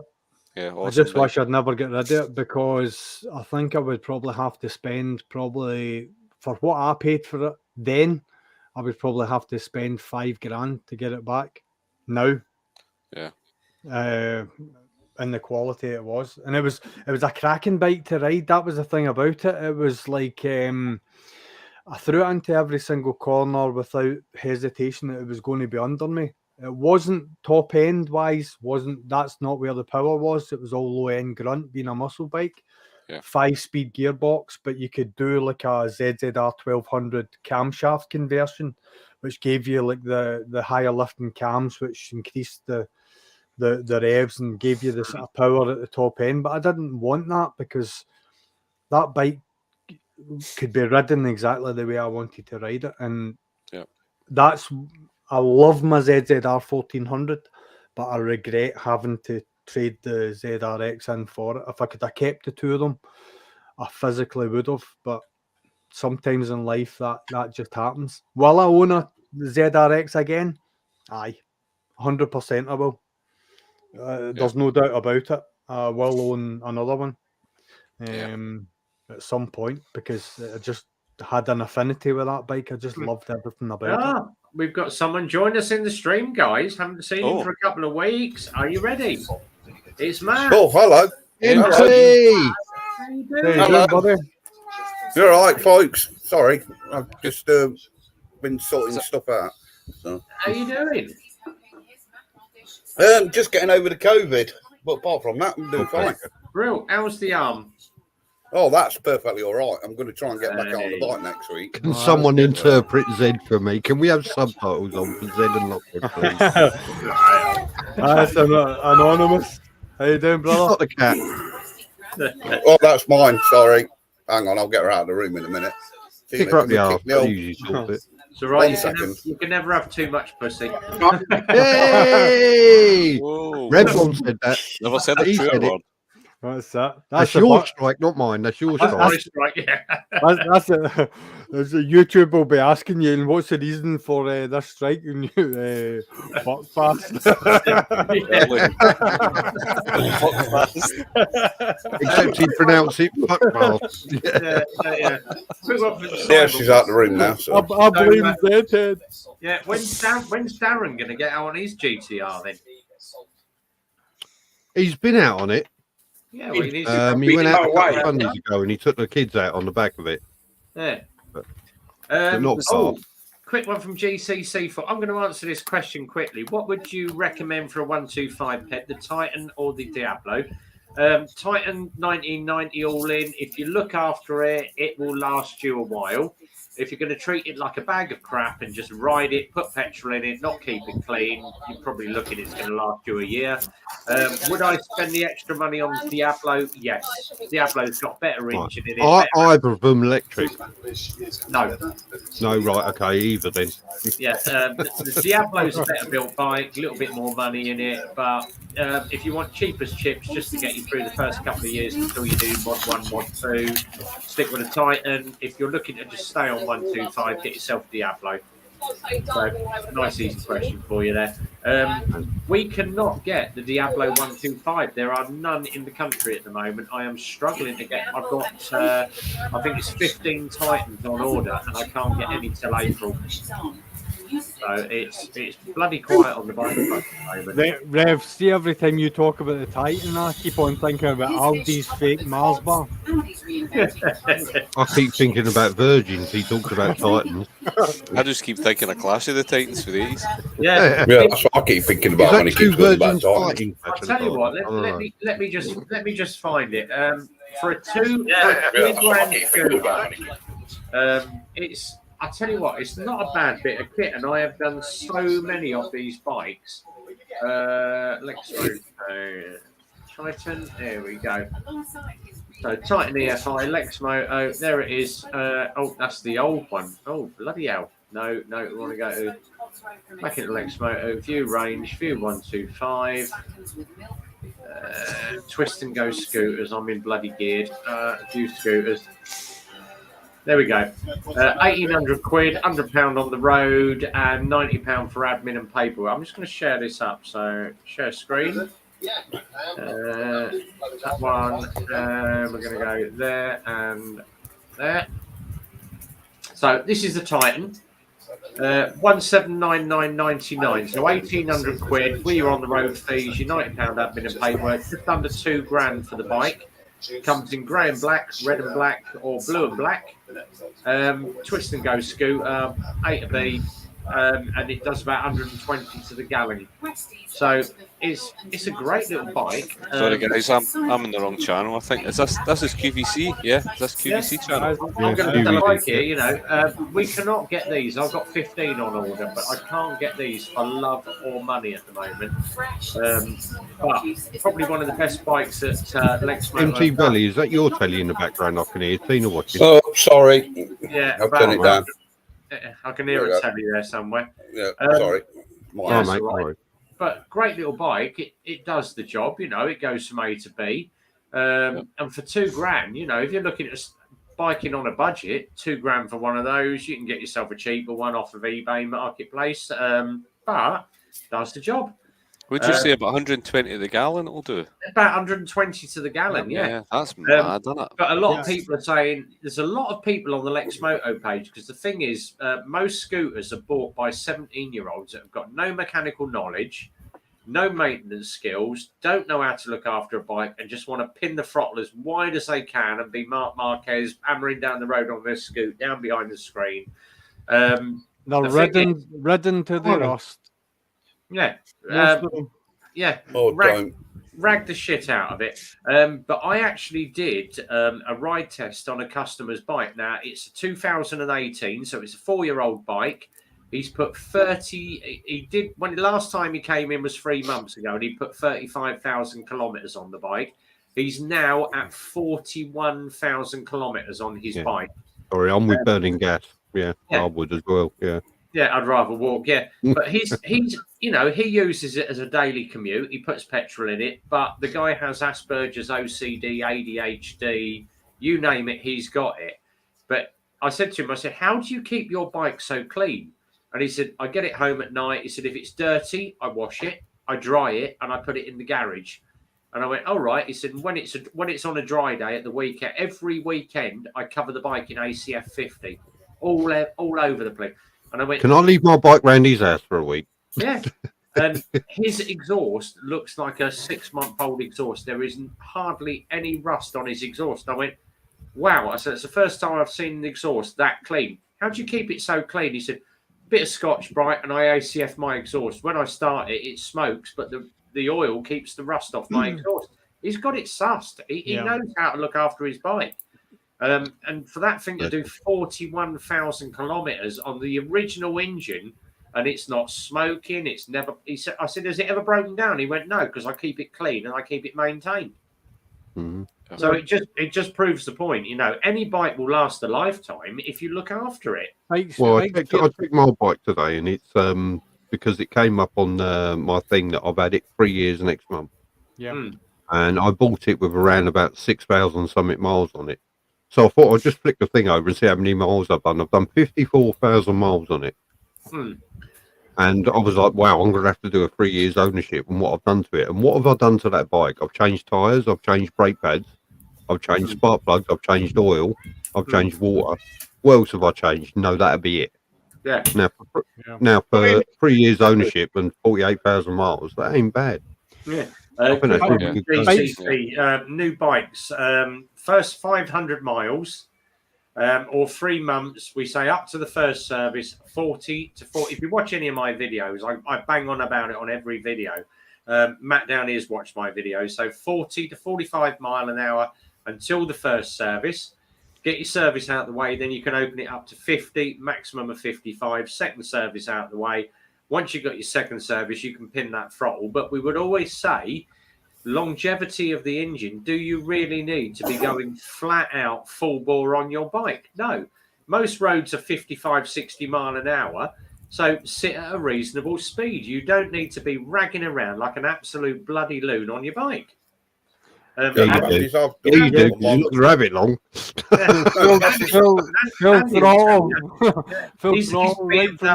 BMW literally does 40 mile an hour when it's on a dual carriageway because the weight of it. It does less than that. 40 mile an hour tailwind. Yeah, exactly. But yeah, fastest I've done on my Michigan is 55 mile an hour, and that's because I was on a dual carriageway going to Matlock Bath with my mate in front of me on his Z1000, and I thought I better speed up because normally I took around that 50 on my little 125. Yeah. So you get in front of me, empty belly. Your bike will be doing 80 because I'm going to put my foot on the number plate. Yeah, I was going to say I'll attach some bungee cords to the back. Running in period on those, they did change it last year on Lex Moto. So the running in period now is 500 miles, 3 months, whatever comes first.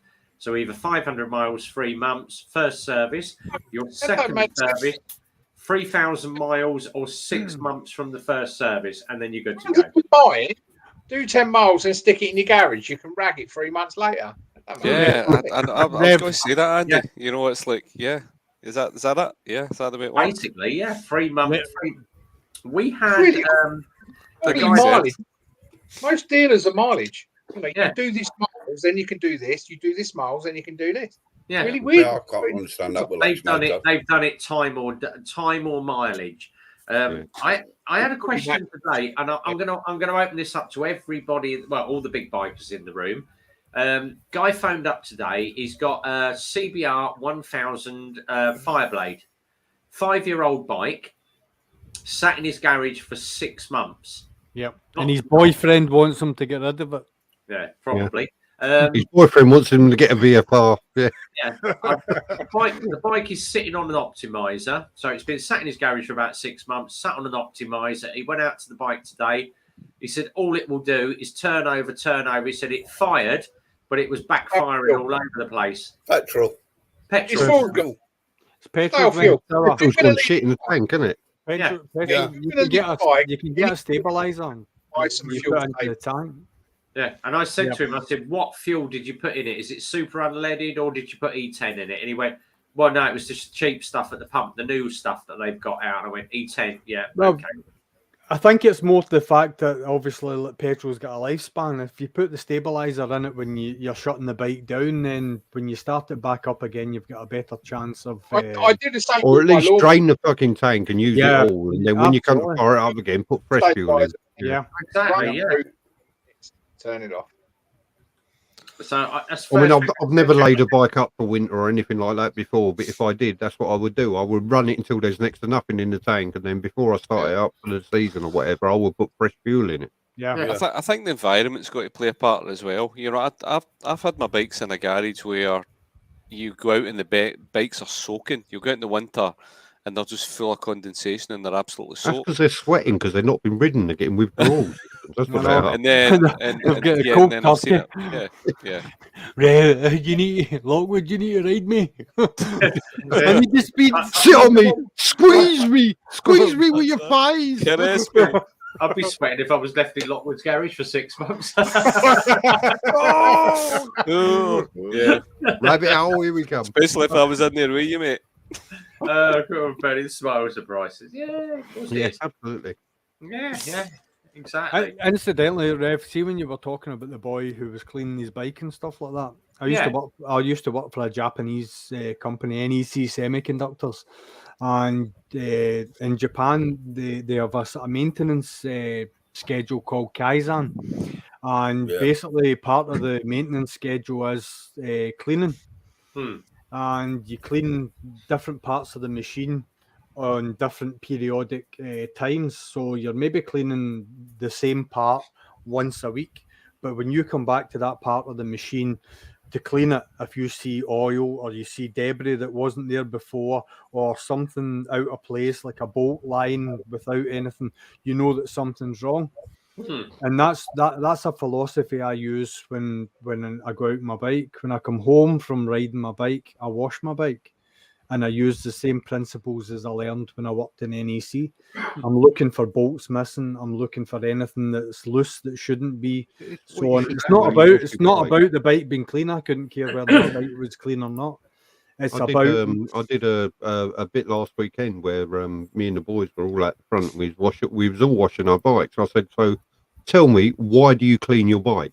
And they said, "To get the dirt off." I said, "Yeah, and they went,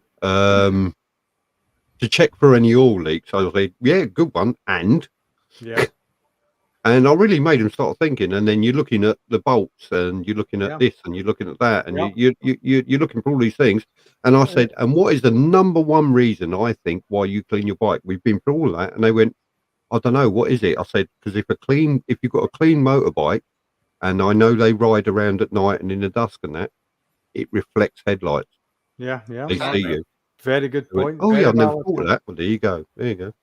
Well, interesting thing, you're on about cleaning bikes. A friend of mine, he's just bought an MT-09. He got the Z1000 SX like my brother had.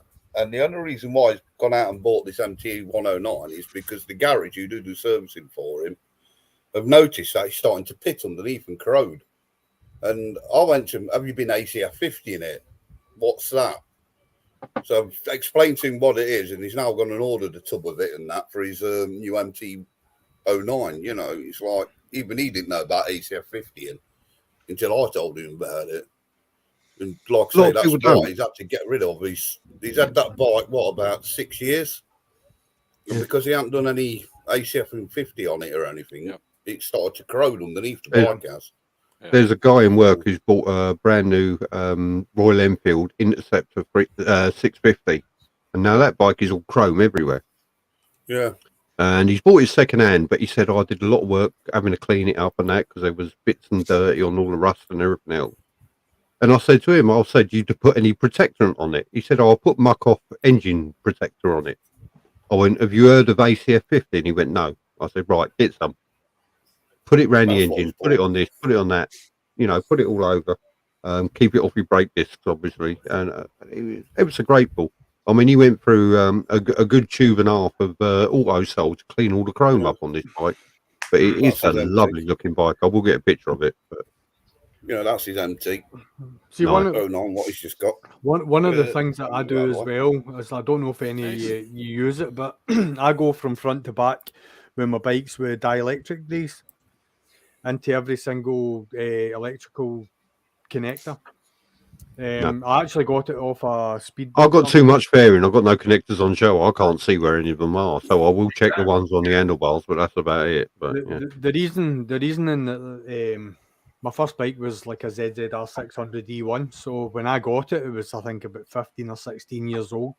So the connectors weren't the best. Obviously, Simon, the likes of yourself and like my ZZR 1400, they've kind of sort of got into the way of thinking about waterproofing connectors and stuff like that. But the last thing I ever wanted was to be stuck at the side of the road because verdigris had got in between connectors and caused a short on my electrical circuit. So that was one of the things that I did, but I still do it to this day. Like indicators and whatever it is, I'll go in and just a tiny wee drop of dielectric grease and put it in between the connectors. And someone actually asked me about this because he said a lot of my connectors have got the verdigris where they're green and corroding. Yeah. What's the best way to clean it off? Because obviously I can't get in there with a bit of emery paper. And I said, you can either buy battery acid or Harpic 10X, which is the XX, which you use to clean your exhaust pipes. What you want to do, get yourself a paint cap, put some in the paint cap. We use battery acid because obviously we do a lot of batteries at work. So we have acid in 1 litre bottles. So fill a paint cap with that, little paintbrush.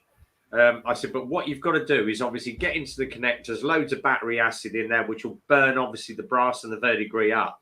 But literally count to 20. After 20, big bottle of spray.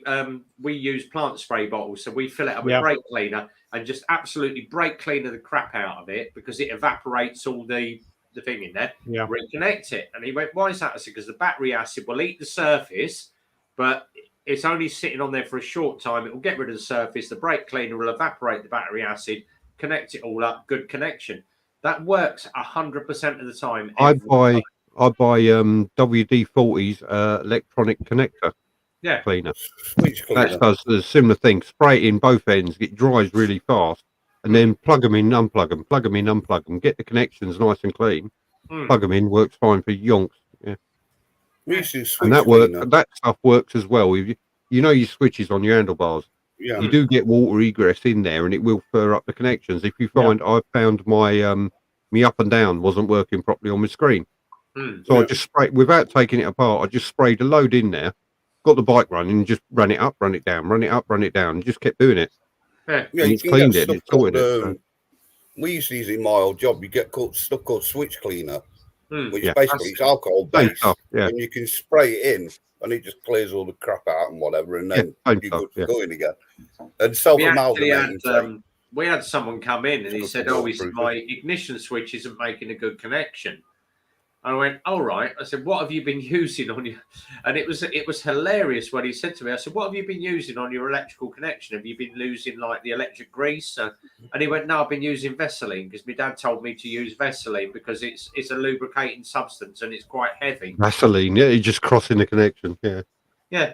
And all you're doing is Vaseline or anything like that is just a grease-based compound. It's not going to get an electrical connection. All it's going to do is just go in that lock barrel and just crap the hell out of it. Like, it's like the connections behind the TomTom. You got the same TomTom as me, Rev. Where you slide it down and it's 2 pins connected to the back of the TomTom.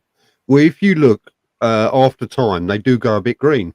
Yeah. Well, this stuff, I spray that on it and I plug it in, unplug it, plug it in, unplug it, plug it in, unplug it. You know, just up and down, up and down, up and down. Just clean it off, cleans it all off, and they connect fine. Eh? Dielectric grease. No, I use WD-40's electric connection cleaner. That's all I use because it evaporates quite quickly. They do like an electrical compound grease that you can just wipe on the connectors. Gives you an electrical connection. That's the stuff I was talking about. It was like Contra Lube, it was called. That's it, something like that. Yeah, it's bloody expensive. It's about 15 quid for a little tub. There was a change. See, when I initially bought it, it wasn't that expensive, but there was something about it. I can't remember. I read about it, but you can only buy it in like 10-gram sachets. Yeah. And it's like it's about 20 odd quid for like a 10-gram sachet, and I've got it's like a 75-gram tube of it. Yeah, well, we bought, I think it's a 100 ml pot, and it was just short of about I think it was about 17 quid. But that was the trade price for a motor retailer. But obviously, the retail price on it was horrendous. Yeah. It's like ACF 50. We buy it in at £8.65 a can, and I could sell cans of ACF 50 till the cows come home. But the actual retail price on it is 18 quid. So they're making £10 markup per can, or the dealer is making £10 markup a can. We put 8 quid on it, and 8 quid's good enough for us. So, see, Rev, so you've got the aerosol can. Yeah. How does it come out? Does it come out? It comes out beautiful. Yeah, because I was watching MTF, and he recommended that you get the bottle and the spray bottle. The spray bottle. If you bought it in the aerosol can, and it's bloody dangerous to do because obviously it's a pressurized container. I got a 2-litre measuring jug, so I boiled the kettle up at work, put a litre of water in the measuring jug, and drop my can of ACF 50 in it, and walk away for 2 minutes. Straight from boiling. Yeah. Right. But the only downside is it is a pressurized can, and you are heating that up to about 90 degrees. Yeah. I've done that, but it still comes out quite thick and heavy. It still comes out too thick. It still comes out too. You still get too much. Even though you pour it out, you still get too much. Yeah, I'm going to an air compressor. But see if you look at if you go on to like graffiti artists' websites and you look at the spray nozzles that you can get. There's various spray nozzles that give different spray patterns. Yeah, that's sure what Exeter uses. Yeah, I'm sure you could just go on there and find whatever specific spray nozzle gives you the best fan out and doesn't allow clumping or whatever. Yeah, I've seen the attachment that you can get, and it's just like it's like the bottle that goes on. And then you've got ceramic coating as well. That's supposed to be that's a big thing just now, isn't it? Yeah, I've got a guy. I've just added him onto my Facebook and website, DMM Auto Detail. He was up the sausage. I don't think Simon was there, but he said to me, he said, you've got a detailer on your website, and I went, yeah. I said, the guy that's doing it has just quit his job, doesn't want to do it anymore because it's too hard to work for a youngster. He said, I do auto detail and ceramic coating for 250 quid.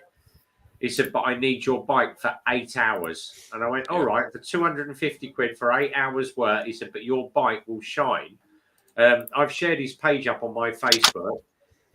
He's actually going to come in and do my bike for me, and I'm going to pay him to do it. Now I've got the paint done, obviously get it ceramic coated. And he said to me that has got a 2-year guarantee on it. Mm-hmm. And I went, so if it fades or it doesn't, I lose the... we'll come and redo it free of charge for you. Bloody hell. Okay, for 250 quid, it's worth every penny. And it's so much quicker to wash it as well, I think. He said to me, he said, what do you normally do? I said, well, I normally get my can of ACF, damp cloth, and I ACF the hell out of my panels. And he went, do not put ACF on plastic. It is not good because it will leave streaks when it rains. He said, what you want to do is get it ceramic coated, just wash the bike down, just get yourself a dry valet cloth and just wipe it over, even a dry chamois. Just take the water off it. The bike, if it's ceramic coated, you don't need to do anything else. I actually use Mcguire's Diamond Shine. And basically that's like you've washed your bike, you've polished it, dried it, polished it, and you spray this on, and it makes the paintwork look like as if it's still wet. That's the only way I could describe it. It's that shiny, it looks wet. Yeah, I'll move in a minute. There we are. Gareth uses it on his truck. So yeah, there we go. So just responding to what you said, Lockwood. So Gareth uses the same stuff on his truck. Yeah, it's good stuff. But once I get this, get the GTR ceramic coated, I shall get some video up on it. So I always said, like, Simon's going to probably be the next one to go green on his side panniers. I've got a green stripe on them. That'll do. Actually, Red Bomb, that doesn't look too bad now it's on the bike. It's on photo it looks very, very light green, but the easiest way to find it, and it's just quite green though, isn't it? It's just typical. I mean, I did say to you the last weekend, Friday, didn't I? I said I don't like that green, and then when I saw it in person, I said it don't look too bad. Yeah. And where you got it on the fins, I think it looks really good. It blends in nicely there. Aye.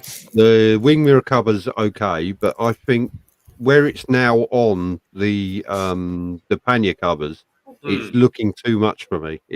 That's just my preference. You like it.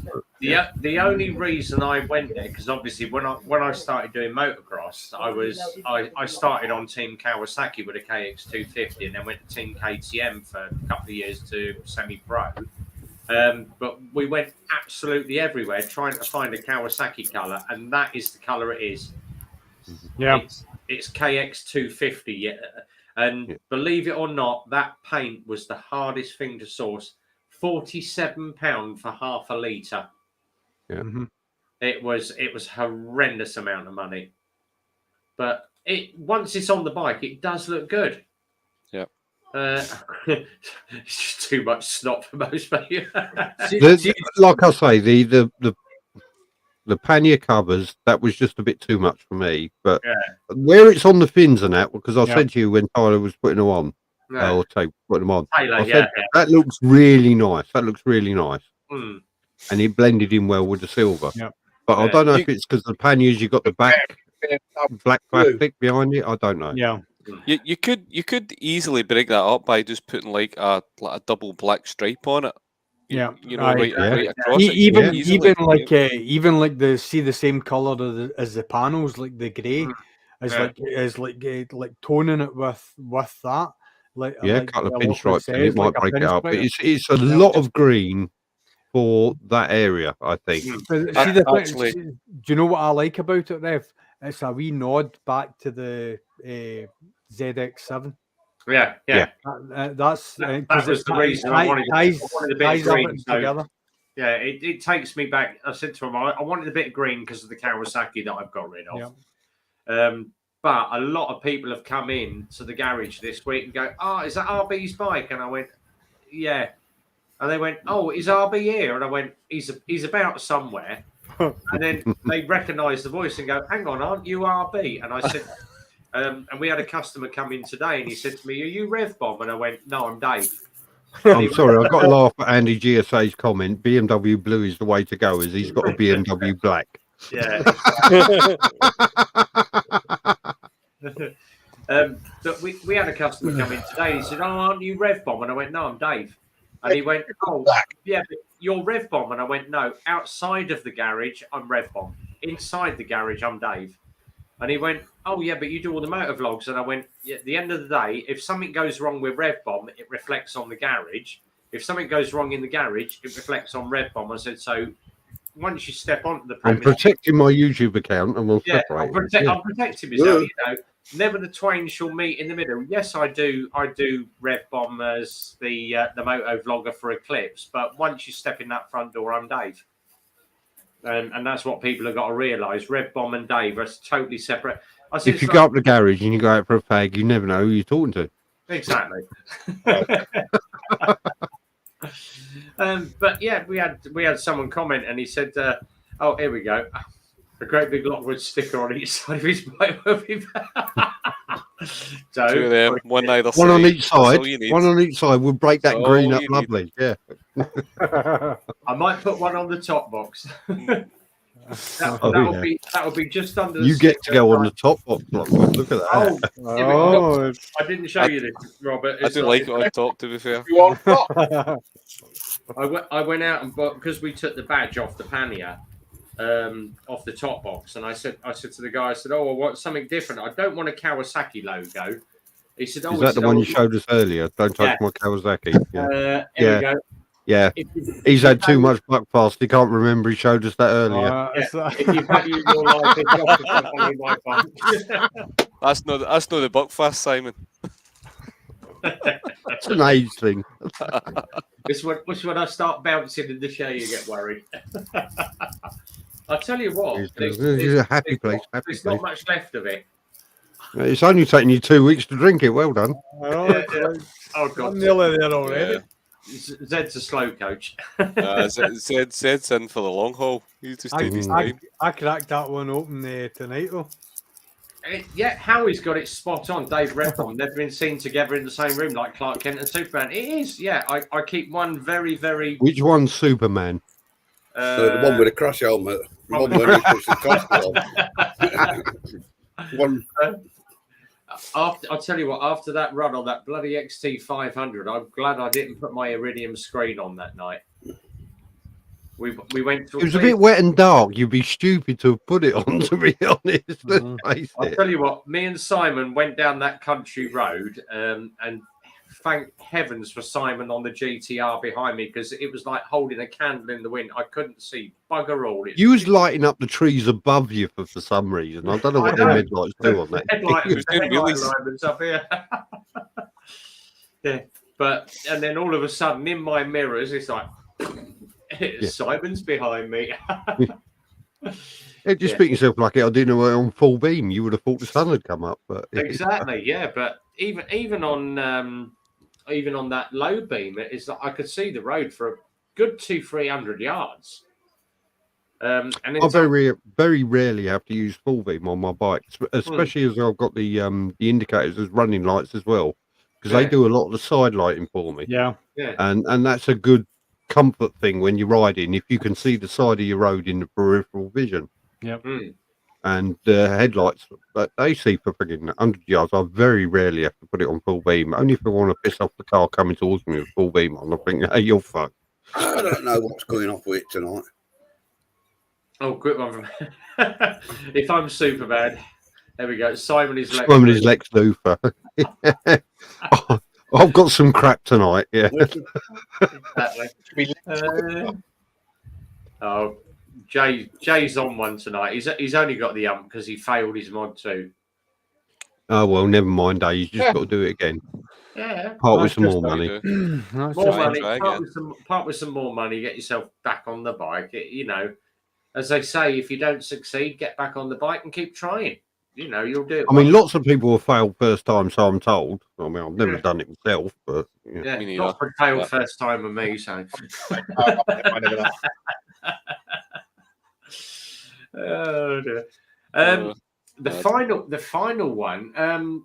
I'm just going to catch on this again. Has anybody seen the last edition of Wolf Tales? Yes, the woman that broke the bike. Yeah, we spoke about it right at the beginning of the stream. Yeah, he did one with Esther as well, which I think she was a delivery rider or something. But obviously, Wolf Tales is taking off big time, and obviously, I need to look at that. Wolf Tales. There we go. Wolf Tales. Wolf Tales. Yeah. Wolf and then Tales. They reckon it's going to be the new biking version of Top Gear. The guys have got a studio in Milton Keynes that they hire out. They're sponsored by a local bike dealer called Cledge Shed. And it's our 2 local riders that go up Super Sausage all the time. So you've got Grant, who's Rhythmic Biker, and Michael, who is Uncle Red. Yeah, they reckon Uncle Red is Captain Slow, so he'll be James May. Yeah. Rhythmic Biker is Richard Hammond. Yeah. And I'm going to be Jeremy Clarkson because I like to tell people to fuck off. Yeah. We have been chatting about, obviously, because Top Gear had the Stig, but do they look at getting some celebrity bikers in? I said to him, wouldn't it be good if you did something like the Stog? And he went, what's that? I said, basically a biker come in, do some ride tests for you, rag the crap out of a bike, but have the visor down and not show himself. So, rag the shit out of somebody's bike and tell them how shit it is. Yeah. I already said I volunteered to be Richard Hammond. I'm very good at falling off bikes. We had one. This will tickle you, Simon. I'll share the photo to you personally later. I think it's on the computer at work. One of the guys got me on an Africa Twin. We had an Africa Twin coming. What was their name? Africa Twin came in for MOT. He'd got, because the guy is 6'6", he'd got a 2-inch pad on his seat to raise him up from the floor. I threw my leg over it and could not touch the floor. I've got 2 mechanics either side of the bike holding the bike up while I'm trying to do the brake test in the brake roller. Yeah, it wasn't Mr. Fish, was it? No, it was. He's about 6 foot odd. This thing was, the guy was huge, but obviously this Africa Twin, it's a 19-plate Africa Twin, did the MOT on it. I went round the bike in 17 minutes. An MOT test should last half an hour. So I went round the bike in 17 minutes, went back round the bike, and then back round the bike again, and it still only took me 24 minutes. And I said to him, you're going to have to wait for half an hour, mate. And he went, why? I said, the bike is so clean. I've got to let the MOT time out. I said, I've been round it 3 times checking it for faults. And he went, it's got new pads in the front. It's got new pads in the rear. It's got brand new tyres on it. I said, did it need them? He said, no, but I do it every year. I change the tyres and the pads every year. That's the way I present my bikes every year as well. Mm. Pads, this pads, guy was not tires. so fussy. But definitely pads for the price of a set of pads. No, it's like you just throw them in. Do you know what I mean? Tell me about it. I did the MOT on my bike I think it was a couple of months ago, Simon. I put mine through the MOT, and I had 2.5 to 3 mil of pads still left on the front brakes. Yeah. But I slammed a heavy advisory on it, change pads now. And Phil said to me, he said, "Why have you put an advisory on the pads? Because pads is less than 1 mil as an MOT fail. There's a load of pad on there." And I went, "No, I've put an advisory. It's my bike, and I'm going to advise my bike needs pads. If I'm going to go out this year, how long are my pads going to last?" And he went, "All right." And we decided to get on the system, order some pads. And then I realised there are 4 pads per caliper. Yeah. On the front, yeah. 2 either side, isn't it? Yeah, 2 either side. So, and there's 2 sets as well. So I thought, all right, sintered pads, 36 quid. But they were doing a special on the carbon ceramic pads. I ended up buying 2 sets of ceramics, £96. But then when I phoned the supplier, I said, "Look, I want carbon pads on this." He went, "What discs you got on it?" And I went, "Standard discs." And he went, "You will eat your discs alive." Yep. He said, "What you need to do is very aggressive." He said, "It will strip your pad, it will strip your discs, but the pads will be all right." He said, "Give it 6 or 7 months, change your discs out, put the wavies on." He said, "You will go through 2 discs per set of pads. Whereas it's normally on standard ones, 2 pads per disc." Yeah. He said, "You'll be the other way round on carbon." He said, "But your braking efficiency," he said, "if you are stopping that bike," he said, "just be aware that those pads will stop the bike a lot quicker." I as far as I'm concerned, like carbon ceramics for the track and the track only. I use 88 sintered EBC. I always have done. Yeah. Every bike that I've ever These are EBC carbons, but God, does it pull I mean, up? the whole point of the carbon is to keep the heat down, isn't it? Yeah. And you're only really gonna kind of hit that on the track, as Zed was corner saying, to corner, you know. corner to corner. Yep. So like EBC is 88 sintered. That's I've seen other pads. I can't remember the name of them now, but people using them and like they wear out. The efficiency of them's not that good, but the EBC 88, the grab, the initial grab of the brake is really good, and the fade is very subtle as you're slowing down. But what I've found is the wear is equal and balanced throughout the disc as well. Another interesting thing is like the EBC discs that I got. Now I've seen, I don't know how many videos on YouTube about cleaning brake disc bobbins. Now this is like the dark art, how to clean brake disc bobbins. Now the EBC brake discs that I have on my bike just now have got square bobbins. You cannot rotate them. So and EBC themselves on their website and on the box that I've got for the discs say it reduces and prevents warpage. So it kind of nullifies the whole spinning the brake disc bobbins to clean them, which I personally have done myself and felt it did work. Not holiday. Thingy. I've got to put this up. Look at Tracy's doing housework. Oh, Red Bomb, you're dead. No coffee for me when I come over. Oh, you might, and I might sit in it. Yeah, I might be wearing it. Yeah, exactly. Evening, Tracy. Yeah, just another one, because obviously Simon came over the garage, I think it was a couple of weeks ago, and he said to me, "When was the last time your rear brake caliper was serviced?" And I went, "Well, I've not had it done. I've had the bike, I think, 9-10 months." He said to me, "Get the caliper out." He said, "Your back brake looks absolutely mullered." Spent an hour, 102 quid. It was worth every bloody penny. Took it out. Pistons were absolutely fouled up. So cleaned all the pistons, copper grease everywhere, brake pads back in. That thing, well, Andy will know, because when we did the Super Sausage Run, I came over the rise a little bit quick. I think it was Stevie on the Harley. I think it's Stevie. He saw me coming up a little bit quick because obviously Andy shot past the car. The other guy Boo shot past the car. Stevie went past, and then obviously I caught the car on the rise. I wanted to get him before the brow of the hill, but I came in hot just before that van turned into Cherry Tree Lane, and I came in hot over Stevie's shoulder. But Christ, did that thing pull up quick with them ceramic brakes on it. Yeah. Even Andy said to me, he said, I could see you coming in. I was ready to move. And I'm like, no, that thing stopped on a bloody sixpence.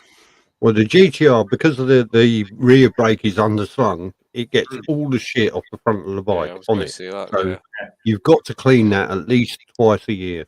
Twice a year. One of the biggest complaints, isn't it? The front brakes I do 4 times a year, but yeah. Yeah. But, you know, I'm getting used to the power of it now. Gradually and slowly, as I say. You're right, Boo. It wasn't. The other one was my daughter. All right. Yeah. You know, people have said to me, you know, we've not seen very many videos of you absolutely pinning the throttle on that GTR. And I went, you won't, because you don't have to. Yeah, I'm going to take it slow and steady. That is a lot of horsepower going from 750 up to a 1400, you know. I'm going to take my time with it, nice and steady. Last thing I want to be doing is banging it around like a bloody lunatic and stuffing it into a hedge somewhere with the amount of money I've spent on that bike. I don't know what the hell Stu's doing. You've got to respect. You've got to respect the 1.4 litre. And Stuart's had a twin while we've been away. Yeah, my camera just went pure mental. It's like froze the frame, and I've been able to move it. We've got 2 Stuarts now. Can we have 2 lots of subtitles? Really? He's drunker than I am. You still using the GoPro? Aye, mate. I think it's overheated. Can I just take this opportunity to thank this chap? Oh, Rhythmic Grant. Biker. Oh yeah, Grant, the Rhythmic Biker. I'll tell you what, Grant is a really nice guy. Yeah, he could do with a haircut, but you know, could do with a haircut. But Grant's but really most nice girls guy. have got their hair that long, haven't they? So. Exactly. I'll tell you what, I wasn't expecting the amount of stuff on the card he sent up. There's his business card. He's trying to get 500 subscribers. He will bribe anybody. I've already subbed him now. I got a lovely card from him and everything the other day. So, you know, thanking me. Did you get the scented MT? Did you get the scented underwear and all that as well? No. Oh, Grant. He's just Red Bomb that sends that to Lockwood then. Yeah. If you know what my back of my car looks like. What you need to do, because obviously you met him down the Super Sausage first time when Grant and Red were down there. But they tend to pop in the garage all the time. And obviously they're both in the we've got a recording studio next door to the garage, so they tend to be in there playing. Right, I'm going to stop you there because they tend to be in the garage all the time. Because can we just say it's because Grant's Triumph breaks down a lot because it leaks oil. Uncle Red rides a Kawasaki and it doesn't break down. Let's face it. Exactly. It gets a lot of punctures in the back wheel. Yeah, well, it's because he's having to carry Grant on the back, isn't he? So. Exactly. Have you seen? They did a video where Grant's actually on the back of the bike, and it looks like he's carrying a flagpole on the back of the bike. It does, yeah. Grant is not the smallest guy in the world. He's a tall chappy and he's very, very skinny. Yeah. Well, he needs a haircut. You and Simon have seen the back of my car. Yeah, I like sticking stickers on the back of it. You need a Lockwood sticker on there. Yeah, I do. You one. You'll need to send me your address, buddy, and I'll get one out to you. Yeah, I don't know how to do that though, because unless I find you on. Actually, I could do it through. You can do it. You can Instagram or Facebook. His phone number, Facebook. His phone numbers on telephone boxes up and down the country. You'll find it somewhere. You'll find his phone number tattooed on the inside of Red Bomb's thigh. Exactly. A little bit higher than that. I've decided. A big bit of Highlander. I've also decided I'm going to start doing my bike as well, like the car. So I was going to have a circumcision, but I can't remove the tattoo that says Robert was here. He'll become awkward, yeah. Yeah. Yeah, I'm going to start doing my bike as well as the car now. Oh, brilliant. Aye, nice. It Yeah, just- I'll send you a couple then. Yeah, because it just makes it your own sort of thing, you know. It's like, you know, the car was I've great. just realised if I get these t-shirts, Matt, I'm going to have to send you a t-shirt because I've just Yeah. realised your empty belly. Yeah. So we've got to get him in a t-shirt, Simon. Empty belly tank top. Oh, that is going to be. Definitely. Let me see if I can just get onto my t-shirt company because they have actually sent me the design in the last week. So, Speaking of design, and you're going to reveal I was hoping he was going to be on talk tonight amongst because he yourselves wanted to while talk I about log in. shadings and colours of my logo, and I'm just like black and white. That do. No, I've got to show you this because it's fucking hilarious. My account, my orders, your order history.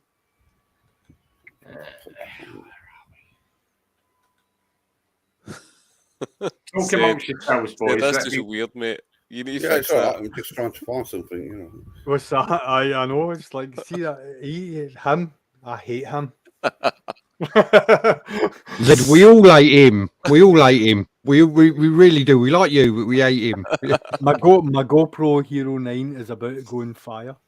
Do you need to switch it off and on again? I might, aye, but then you lose. Try turning it off and on again. Stick in the fridge for 5 minutes. I'm gonna. White. Oh, where's the bloody white ones?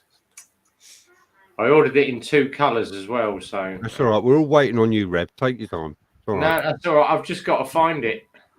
We've got an hour and 37 minutes until tomorrow. Keep going. Right, I found it.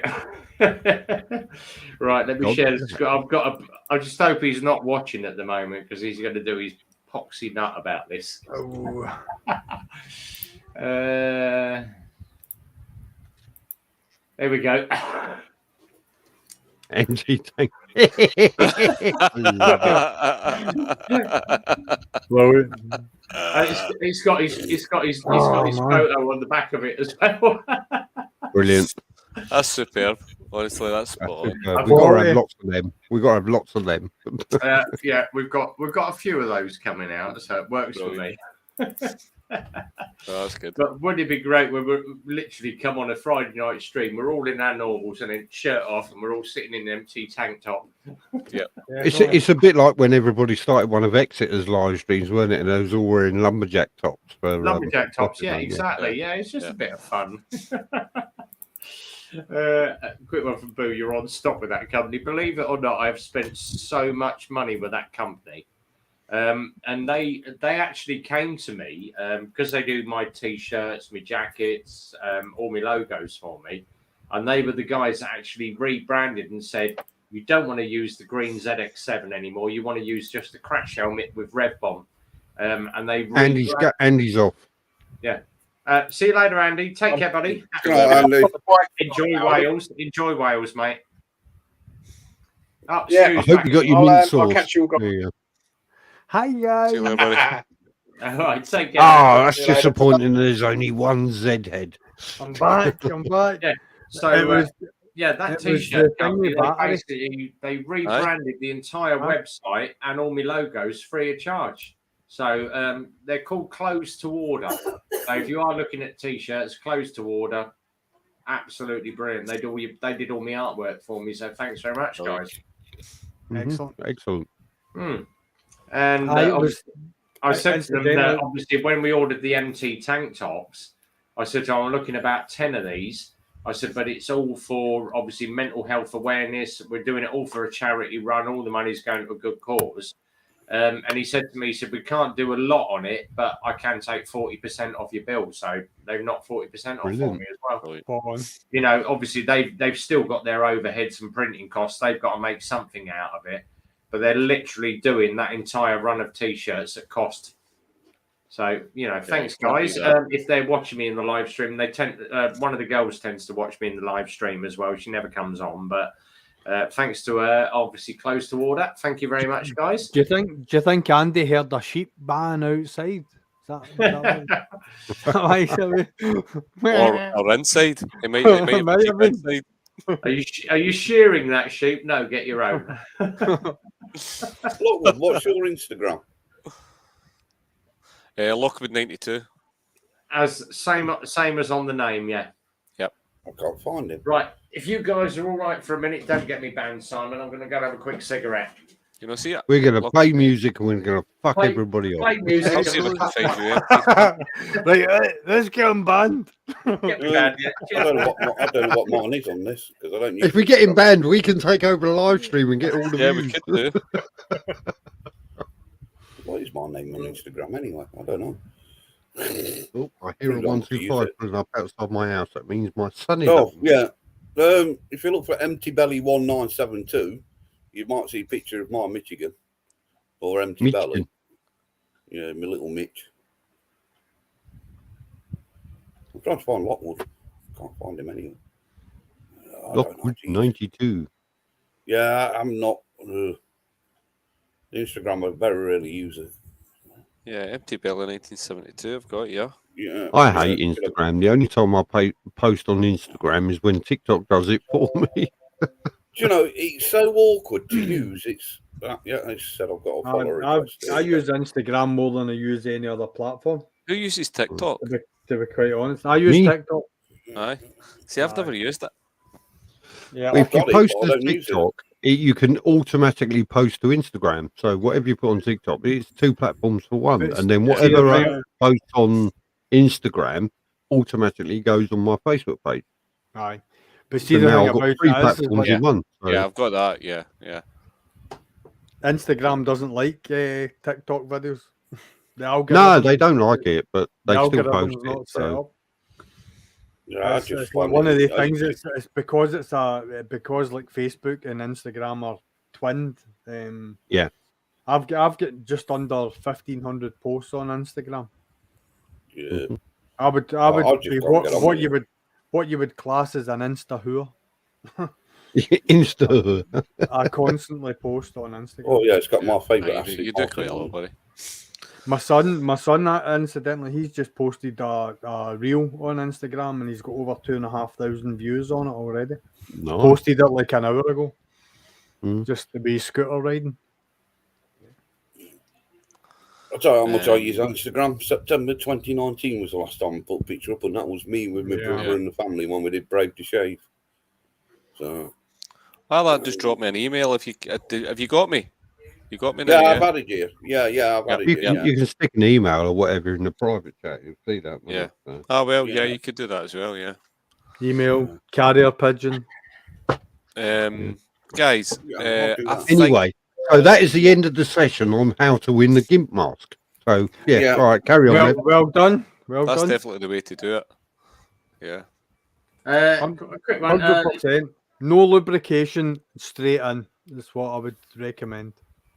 Yeah. There we are. I'll let you answer that, Rob. What is 92? That's obviously the year he was born, isn't it? that's I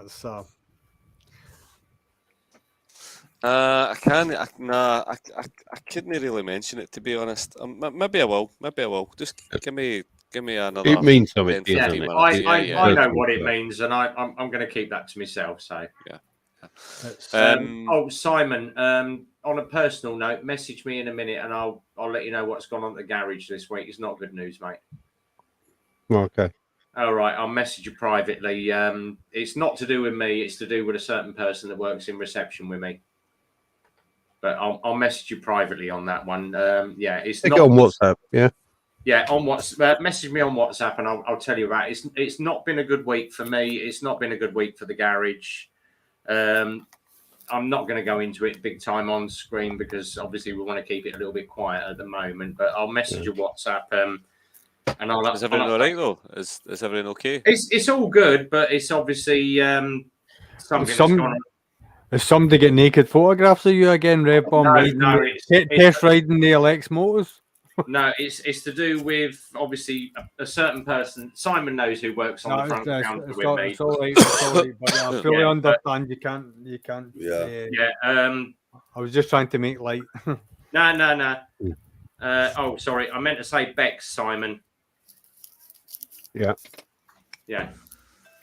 So yeah, I'll tell you what. I was on reception Thursday, and we had a phone call, and I literally had to down tools, take someone somewhere to deal with a certain issue in the family. But it wasn't good news when she got there. Right, gotcha. Yeah, it's not good. No, yeah. So I've been single crewed for 2 days. And to say that I was knackered this morning and absolutely shattered this afternoon. And everyone said to me, you don't look fine to do the live stream. I said, it's a thing that I do. I always do the live stream at 8 o'clock. I'm going to stay on as long as I can, but I am absolutely shattered tonight, and I've got another day and a half to do yet. So, well, you're taking one for the team, buddy, aren't you? Excellent. Rev, see at the end of the day, see if there's ever a situation like that, you know that one of us will cover for you. Exactly, yeah. We'll do the stream for you. I tend to just, Simon knows what I'm like. I just tend to put my head down, get on with it, deal with the situation. See, even if it was I have no objection to even if you were it was to be on your channel, it was to be set up that somebody else come on, and do you know what I mean? It's like you didn't have to host it if you had other things going on. It's like we'll help. It's you a brotherhood. It's a brotherhood too. Yeah. Yeah. I'll fill you in later, Simon, but obviously all the stops have been pulled out for that certain person, so we are backwards and forwards on the garage this week. But yeah, she's not going to be in for a couple of weeks because obviously what's gone on, but I can't mention it too much. So yeah. So what do you want to do, Rev? Do you want to go? You've got a busy day tomorrow. Do you want to shoot? Or? No, I'm good. You can shoot off because I'll take over a live stream if you want. I'm good for another half an hour. She messaged me about 30 minutes ago and basically said I've been following her all day, messaging backwards and forwards between me and her. She's not in a good place, but you can obviously get the gist of where this is going. But as I said to her, we're only work colleagues, but I'm there for her all the time. We have a bit of banter. We flirt around on the front counter, but she's not in a good place at the moment. So, as I said, we've pulled all the stops out. Phil's available. I'm available. All the boys in the garage are available. But that's as far as I'm going to mention as what's gone on in the garage. So, I know. Sorry. Yeah. But I'm good to go for it. We'll get another 10, 15 minutes out of this, and then obviously I don't want to keep Simon up too late because he tends to get drunk and fall asleep. So if I don't fall asleep and disappear, people get disappointed. Exactly. The other thing I was gonna and I forgot all about MCN tonight. There was something on MCN that I was just going to cover. And it's absolutely hilarious. It's one of the new bikes they've got out, and I'm like, really? It's not that electric chopper I was talking about, is it? It's not the electric chopper. And you haven't get your eyes going. It's here it is. I found it. And if you remember this from the 80s. I was watching this on MCN, and I thought, oh Jesus Christ, they've re-released this again. Have an eye full of that. If you remember the 80s. Oh yeah, I remember the exhaust. Yeah. They've re-released the old ST125, and I'm like, Jesus Christ, that is such a classic bike. How many burnt legs is that exhaust responsible for? And it looks like the heat shield is still in the wrong place. Yeah, exactly. I was going to say it looks very similar to the Harley Sportster. What's that? 12-inch wheels. Do you know it'd be good, Rev, just as you've said that, a big set of ape hangers. Stick a set of ape hangers on it. Well, down the road like Sons of Anarchy like that, yeah. And one just to keep obviously one just to keep Simon happy, because Simon does not like electric bikes. Zero have just released this one. Oh, for fuck's sake. So Zero, the SRS 2022. Full electric, but look at the bloody price of it. 23 grand. Grand. You know, you could buy 22 yourself. grand. Yeah. Kiss my ass. I'd rather go out and buy an H2. Yeah. And how long does the battery last I'd rather on it? buy myself a H2R. BMW tractor. Simon, have you ever ridden an electric bike? Nope. Maybe you should. Nope. Biggest question is how long, how many years Look, is the battery going to I'm last? all for saving the planet and all the rest of it and Greg tree just hugging picked and up on everything it. else. So, yeah, that everybody else it does. is along that lines, Greg. Yeah. So Yeah, but it's not for that. It's for the experience of it, because it's No, seemingly I smooth get it. power. I get it all. But when I go on trips, I do hundreds of miles in a day. I don't want to do 120, 160 miles and have to wait for 2 hours for my bike to charge so I can continue the rest of my journey. I don't want to have to do that. I don't think. There's guys in work that live near where I live that travel to work, and so we travel the same distance. Where overnight, for whatever reason, their bike hasn't charged, where they've been stuck at work for 2 hours after they're finished work at the garage down the road, because that's the only place that's got the fast charging station, for an hour and a half before they got enough power to get home. Put them down. And I just said to them, I said, "Do you remember the old days where you used to pull into the petrol station, fill it up, bugger off, and put the scissors away. We're talking electric bikes. You don't need to see I need them. I need them." No, but see the thing. Sorry. I don't know if you remember. There was a deal that was signed amongst, I think it was KTM, I think Yamaha were involved. I can't remember the other dealers that were involved, and it was a universal rechargeable battery. Now, the philosophy and ethos behind that was that every fuel station would have a pod of maybe 30, 40 or 50 batteries that when you ride in and you're running out of electricity, you take your pod out and replace it with another pod, and it was straight plug in, plug out, away you go. Just like an Amazon pickup. Pretty much, mate. It's like you would, whatever it was. I don't know if you use Tesco, you've got a club card and you do the self scanning. You scan your card and it shows you what one to take. I think it would have to be a system like that. And then you just battery in, battery out. Now, part of the agreement was that everybody had to use the same size of battery. It couldn't be any differences whatsoever. They all had to agree on the cell, and they all had to sign into it. And I think there was about 5 manufacturers signed into it instantly.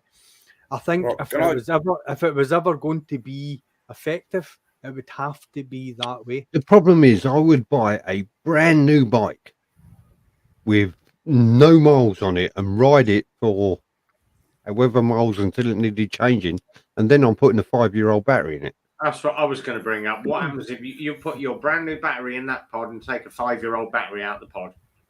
Right, can I just put in here, guys? They're developing at the minute what they call hypercapacitors. Now, I was watching a program the other day, and me and Exeter were talking about it earlier. They're developing these capacitors where it's a hybrid with a battery. So it's a hypercapacity lithium-ion battery. It takes 2 minutes to charge it from flat. The batteries, and it still lasts as long as a normal battery does. Yeah. And they're actually developing them at the moment. And there is a firm at the moment what's trialing them in these these little road sweepers, what go on the pavement. Yeah. They're actually trying them in them at the moment. These what was it? They call them hypercap lithium-ion batteries, basically. And it's these graphene-based capacitors. Yeah. And because capacitors are basically... Well done, Rev. Well done, Rev. It took you 2 weeks, but you finished it. Yeah. But then you're going back to what this guy over here said earlier. Yeah. About the mining for all these equipment and the disposal of it when it's at the end of life and things like that. End of its life, but that's the thing about with these new sort of hybrid batteries, which have got these hypercapacitors in and out, because capacitors are basically the same as a battery. it stores power. Yeah. Yeah, it's the same thing, but they're developing them out of graphene. Now, you know what graphene is? It's very fine graphite material. And they're saying that the technology, the way it's going to go, is going to go down this line where it's a hybrid battery. So rather than you waiting 15 minutes for your battery to be fully charged, it'd be just to say take the same time length to plug it in and charge it up as it would. But what is the lifetime of these batteries? Well, that's the big question: is how long will they last? You know, I mean, I know people that have got hybrid cars and electric cars now that have had to pay. They've had a huge bill to replace the batteries in them. Was it £10,000 for a battery replacement? Yeah. £10,000 after how many years? Bearing in mind that you've paid how much for your Tesla? 35 grand. 40 grand. And whereas you can go down the road and you could buy a new car or second-hand car for 10 grand every 3 years and still cost you less than what that's cost you. Well, Crumbly's right. Crumbly's just put one word: hydrogen. We have spoke about that earlier. Hydrogen, because the byproduct. The good thing about hydrogen is the byproduct of hydrogen is water. Yeah, H2O. So you're burning hydrogen and you're producing water, which then you convert back to hydrogen again. But the only thing that'll ever happen with hydrogen is all triumphs disappear because water, rust, disappearing by. Well, do you know one of the only reasons why hydrogen is struggling to come to the forefront? I don't think the government know how to tax it. No, you're probably right. Because you'd be zero road tax. You can produce it because there's no emissions. And that, but you're producing it at source. That's the whole point. You're not buying something. It was a month, maybe 2 months ago, that Kawasaki and Yamaha actually agreed to work on a hydrogen engine. Yeah, Crumbly Mouse said that Yamaha's built. I think Toyota's into hydrogen in a big way. They're doing a lot of stuff with hydrogen. I think the main problem is actually storing the hydrogen on a vehicle because of how highly flammable it is. Yeah. You know, they've got to come up with the technology for the protection of the hydrogen gas in. Well, they got it. It just needs to be made safer, doesn't it? Can I just say that see when we were going from horses to the first train that was ever invented, and they were talking about the scientists didn't believe that the human body could endure 9 miles an hour. Your frame wouldn't, like, come on, like, we drive cars with fuel in it that's as combustible as the next thing. So hydrogen is just another step forward. Surely the safety systems that we've got, even in rally cars, if it was to be an all-round fire extinguisher system, whatever it had to be to allow us to run and drive. A lot of car fires are not started by petrol, though. They're actually started by the brake fluid. Yeah. Because the brake fluid is more flammable than the petrol is, and a lot of them is started by brake fluid. I've even seen. I don't know if any of you have seen the vehicles that Germany's get out, and that's for if say an electric vehicle's been involved in a fire on a motorway, they bring out a vehicle and it's like a massive steel container, and this steel container's got a jib that lifts the electric car up. They put the car out at the side of the road. The fire brigade, they lift this car into a steel container. They close the lid. It's hermetically sealed, and then they flood it with water, and it sits in a compound for 24 hours because a lithium-ion battery is vulnerable. Well, that's what happened to that Rimac, Richard Hammond crash. It was still bursting into flames 2 weeks after it crashed it. Yeah, because the batteries had got thermal runaway. Yeah. And because of the thermal runaway on the batteries, it kept bloody setting fire to itself. Yeah. And that was 2 weeks down the line. Yeah. I had that on because I used to do a lot. I used to use I had a big 8 propeller drone that I used to use for doing the photographs when we had the disco. And we had that up about 200 foot, and obviously got my pilot's license flying it. And someone went, "Your drone's smoking." Oh shit, battery's going. And we landed it and we dropped it in the very bottom field. by the time we got to it, that thing was an inferno. That battery had gone up. Yeah, well, it's like I've got radio controlled cars and these lithium ion batteries in that. And if you race them, you have to change the batteries or put the batteries into a special bag. That's it. You have a little fireproof bag for it. Yeah, yeah, because of that reason. And that's why I don't like electric cars with lithium ion in them, because they're more dangerous than what people think. You know, they think, oh yeah, it's great, but you have an accident and that thing goes up in smoke. You're looking 2 weeks down the line, it's still going. Yep, absolutely.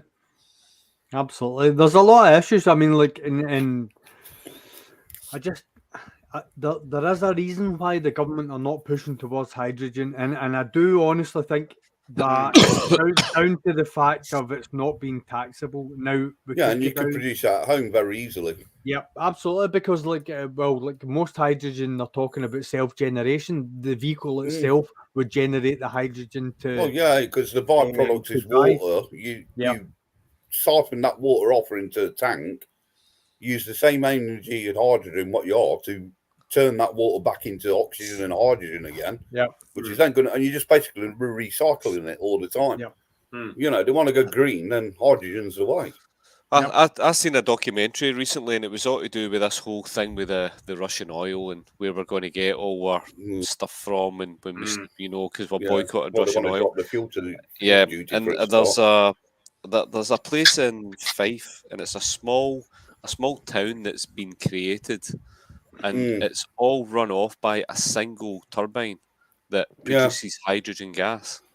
And that's how it works. It's not like, you know, the turbine actually produces the hydrogen gas that powers maybe, I think there's something like 50 homes in the village, and it's one big massive turbine that does that.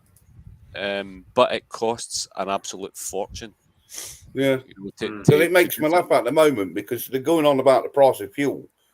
Do you know we actually pay about 60p in tax on fuel? Because you pay fuel duty, which is about 50-something p, and then on top of the fuel duty, you're paying the VAT as well. And it just annoys me, because they're going on about the price of fuel going up and that, and all what the government have got to do is drop the fuel duty, because that tax originally was only brought in as a temporary measure, and they've still kept it, and it's still there.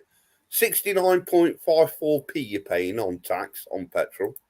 What makes you think any temporary measures to gain money for the government are ever going to be temporary? They're going to just leave them in. Yeah, that's what they do. You know, they're going on about the price of fuel like being like 167 and whatever. Well, 69p of that goes to the bloody government. Yeah. Yeah, but don't forget, most of it is for Boris's haircuts. Oh, yeah. That cunt ain't had a haircut for fucking years. Piss off. Yeah, I worked it out the other day. 69. His hair ain't even seen a brush. Let's be honest. Exactly. You know, because just to obviously cover all this wind farm, I've actually got a friend of mine that works out in the it's up by Lockwood's part of the country. There's some islands up to the north of Scotland. Oh, can't think what they're bloody called now. Ayla? Millport? Right. No, there's a bank of Fort Arran. That's it. There's one of those islands that's got its own wind farm that generates its own electric for the whole island. I've seen the documentary about it. I think Barra's. I don't think Barra's get any electricity, but every house has got solar panels and so on and so on. They've all got electric He was saying to me, he said they do this. They're looking at actually doing wave energy now, and I said to him, bloody hell, how does that work? He said we actually sink it under the waves. He said, because the tide coming in and it goes out. As the tide goes out, it still moves and it generates electric. They're installed. I said, Christ almighty, how big's the contract? He said, I'm up here for 3 years installing these wave generators. It's a £65 million project. And I went, yeah, but will they ever recoup that? And he went, believe it or not, that's going to generate 20 to 25 kilowatts of energy, enough to power a small town. And I'm like, bloody hell. He said, it will take them 5 to 10 years to recoup their energy. He said, but once those are down there, there is no maintenance on them because they're self-sealed units. He said, so 5 to 10 years' time, you'll get your electric back. is enough to power 200 to 400 small houses. Yeah, I get the idea of using nature's energy to try and generate energy, but the amount of energy you need to put in to create energy is almost equal to what you're trying to get out. Exactly. Oh, Rowley's here, everybody. Hi, The thing about it is like if you were to do an honest and thorough breakdown of the cost of manufacture, delivery, installation, maintenance, and use of a wind turbine, as opposed to what it actually produces for the national grid, the deficit, you would not. It's massive, isn't it? You would not install a wind turbine anywhere in the country. You wouldn't do it. It's not. The only thing that it does is release subsidies that your country can actually apply for, because they're promising 10 years in the future they're going to have 200, 300, 400 wind turbines. So they're taking that money just now and they're using it for whatever projects, but they're always having to promise. They're promising stuff that they know in their heart of hearts will never be able to deliver on. Well, I was watching it's all about that, isn't it? with yeah, absolutely. Yeah, watching an interview the other day with Elon Musk, and he was saying it was something like, I think it was 500 million solar panels or something in a certain area of America, which would take up like quite a large area. But he said if we put that many solar panels in, it'd generate enough energy to supply everybody in America with electricity.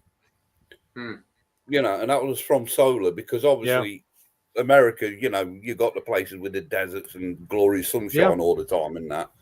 And he actually worked, I think it was something like 500 million solar panels in this one area would generate enough power for the whole of America.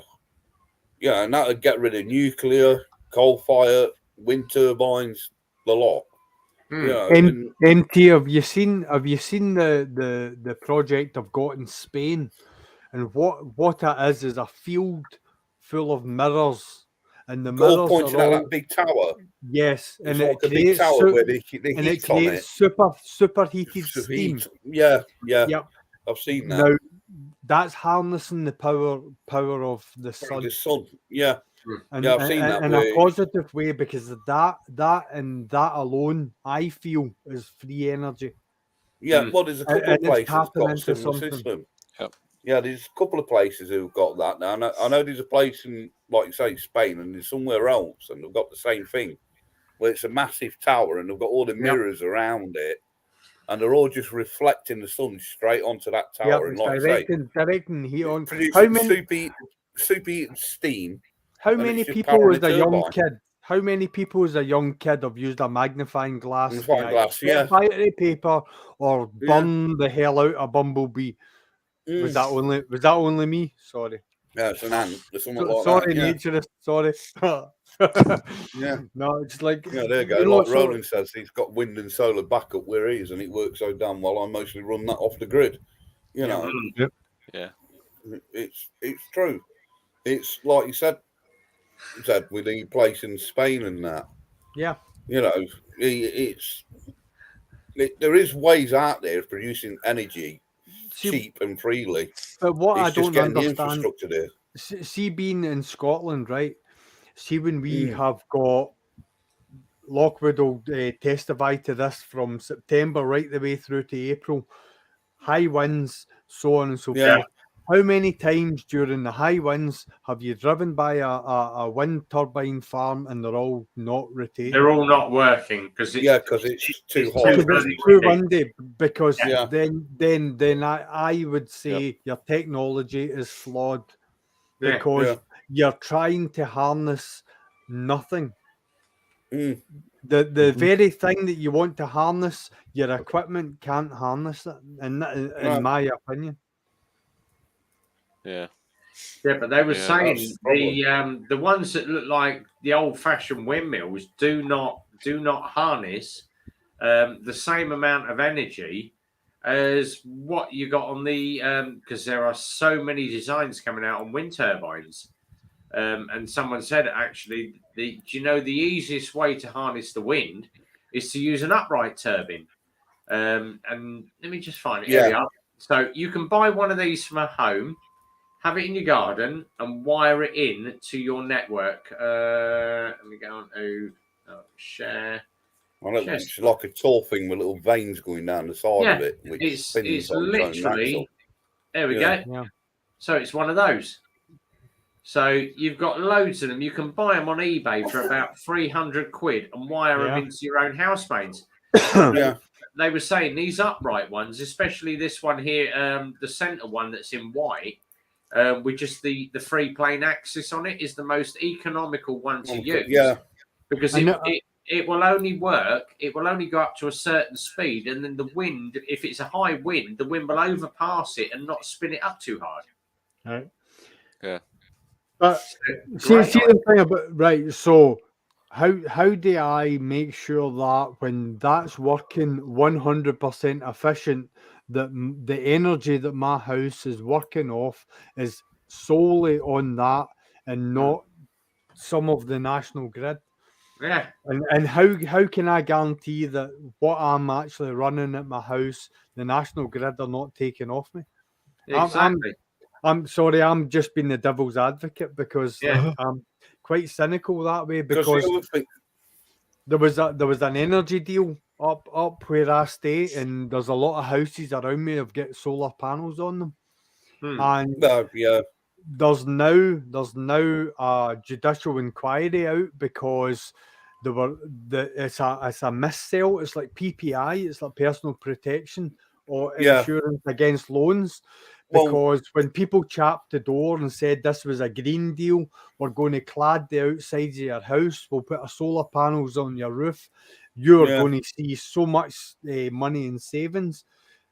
What they didn't tell them, it will take them 15 years to recognise the savings that my sister's one of them.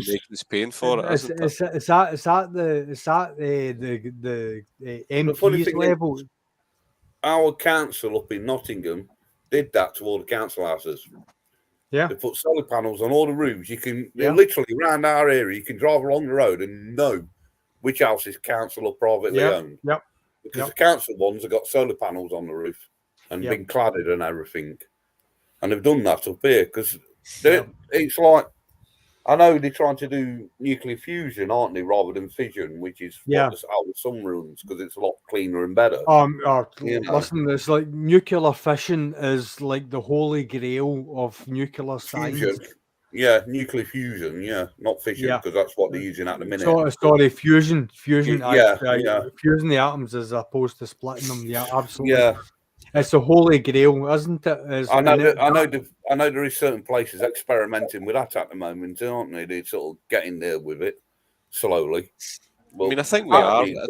I don't know if it's. You just wonder the way history goes and the way that when you look at Europe at the moment, how they're using like 40% of Russia's gas. And now that's the plan is to try and stop using Russia's gas because all they want to do is just invade everybody. So I think we're getting to that stage now where we're having to find alternative routes of getting energy in some way. But at the same time, all our political leaders have sat around a table promising that we're going to get cleaner and cleaner and cleaner, and there's no clear basis for how they're going to do that because they don't know. Yeah, but I think if they're going to do it, and they thought it's up to the next guy to sort out. Well, that's exactly it. It's very. I've been a member of my bowling club committee for years, and it's very, very easy. I've seen older members in our committee promising the world, knowing that it's not them that has to deliver it. Exactly. Yeah. You see, I've got a friend in. He's a banjo player for a very, very big country star. I follow a lot of country artists, but I've been chatting with him for years. He actually decided to go off grid because he was sick to death of being spotted everywhere. So he bought 20 acres of Rocky Mountain hillside, built himself chopped the trees down and built a log cabin. He's built a 5-bed log cabin for him and his family. And I was chatting with him. I said, how the hell do you get your energy then? If you're in the middle of nowhere, do you use like batteries and solar power? And he went, no. He said, we've got a waterfall that comes down. He said, the water runs down the mountain all year because it's got a natural spring. He uses, let me just find my share. He was telling me about it, and I've been watching this. So I'm having a look how he's done it, and he uses one of these things. It's called a Pelton generator. Right. Yeah. So the water from the stream, he sticks it into a drain pipe, directs it into the bucket. It spins that, and then spins the generator. He has, I think it's 12 or 24 leisure batteries under the cabin in a little shed. Yeah. So he's always got the leisure batteries, and then he uses a thing called an inverter that changes it up to 240 volt. Yeah. And he said, I said, all my electric is provided by that. He said, all my heating is electric, all my cooking is electric. We've got water supply all year round. So I've got the fresh water off the stream, which we boil up and we use as fresh water. And I went, yeah, but how the hell do you go to the toilet? He said, we use a composting toilet. He said, you go for a pup and then put a bit of tree bark in it, mix it up, and then we use it on the garden as compost. And I'm like, you find ways. Yeah, I wouldn't want to be eating vegetables. Your tomato fucking plants, no. Yeah, that's how Rev, see the thing about dams were. Yeah. See the thing about it is my dad had it. My dad's 83 this year. To let you know, it's like when my dad used to go to work when I was a young boy. He had a rally bike and he had a dynamo that he used to swing onto the back wheel, and that powered his front and back light. Yeah, I remember that. Those, the very system you're talking about is just it's just a regeneration of an old theory. Dynamo, But he said because he is worth God, I'd say £2 or £3 million as a musician. But I said to him, how much is your heat? And he said, we literally live off the grid and it doesn't cost us a penny. He said, the only reason we wanted to do it is because we're away from everybody. He said, the only downside is, he said, he's got 3 kids. He's got a 14-year-old, a 12-year-old and an 8-year-old. And he said, all my kids carry firearms on their hips. And I went, why? Is it because of the robberies? He said, no, there is literally 100 people in our local town. He said, but the kids have to carry a sidearm. He said, because the amount of bears in the woods. Yeah. He said, we have to carry handguns because of bear attacks. He said, all my kids are firearms. Why would you need a firearm to protect you against a naked person? Exactly. It's because of the Simon, it's the doorbells that they're worried about. No, it's because they've got the right to bear arms. That's what it is. If I seen Rev as a naked person, I'd want a gun. Yeah, you want to shoot yourself, yeah. You'd want to get your shooter out if I was about you. Anyway, welcome back, Exeter. He's finished watching The American Office, obviously. Oh, hello, Exeter. Sorry. Let me just see if I can let me just go into it. Hello. You keep nattering. I'm just going to see if I can find his house on here because he literally lives in the middle of nowhere. See like living off the grid isn't new, is it? I mean, my uncle did it for 25 years. Yeah. You know, if you're going to do it, don't you? Passport, you know, he's wanted so. I mean, see if they cut off the gas, and you didn't have gas in your house. We'd still be cutting down trees, mate. You'd work your way around it, wouldn't you? Yeah, we cut down trees. Well, this is the thing. Like Simon said, am I there? Yeah, sorry. I thought my internet was dropping out. Like Simon said, living off the grid's been around for years and years. It's the technology what's changed. You know, people didn't have, they used to have the old oil lanterns, didn't they, rather than electric light bulbs and things like that. It's just modern conveniences.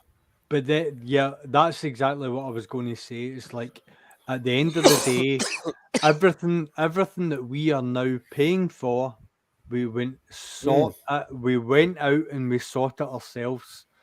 It's become easier for someone else to supply it, and that's the thing. It's like we want it, they've got it. we pay for it. Supply and demand. Yeah. I blame the millennials. But if you think about it this way, if money was to disappear tomorrow, if you're a bricklayer and I'm a joiner, and I needed brickwork done, but you needed joinery done, you and I could trade. And then if Robert installed boilers and MT Belly installed windows and Rev Bomb did plumbing, we could build a house and no money would exchange believe hands. me, I could do your stripes. Do you know what I mean? So this that's like when I was younger. culture's My dad was a miner, and he got a friend who was a pricky builder, and my dad had a fireplace put in at home, and the guy who did it for us, and all my dad did because he worked down the pit. They got a coal allowance every month, every week, and all what he did was take 50 bags of coal, you know, and he did it like that, you know, and it was like, you know, just sort of the people he knew, you know. If they got coal at home and they didn't work, they had to pay for their coal because my dad worked down the pit. His payment method was coal.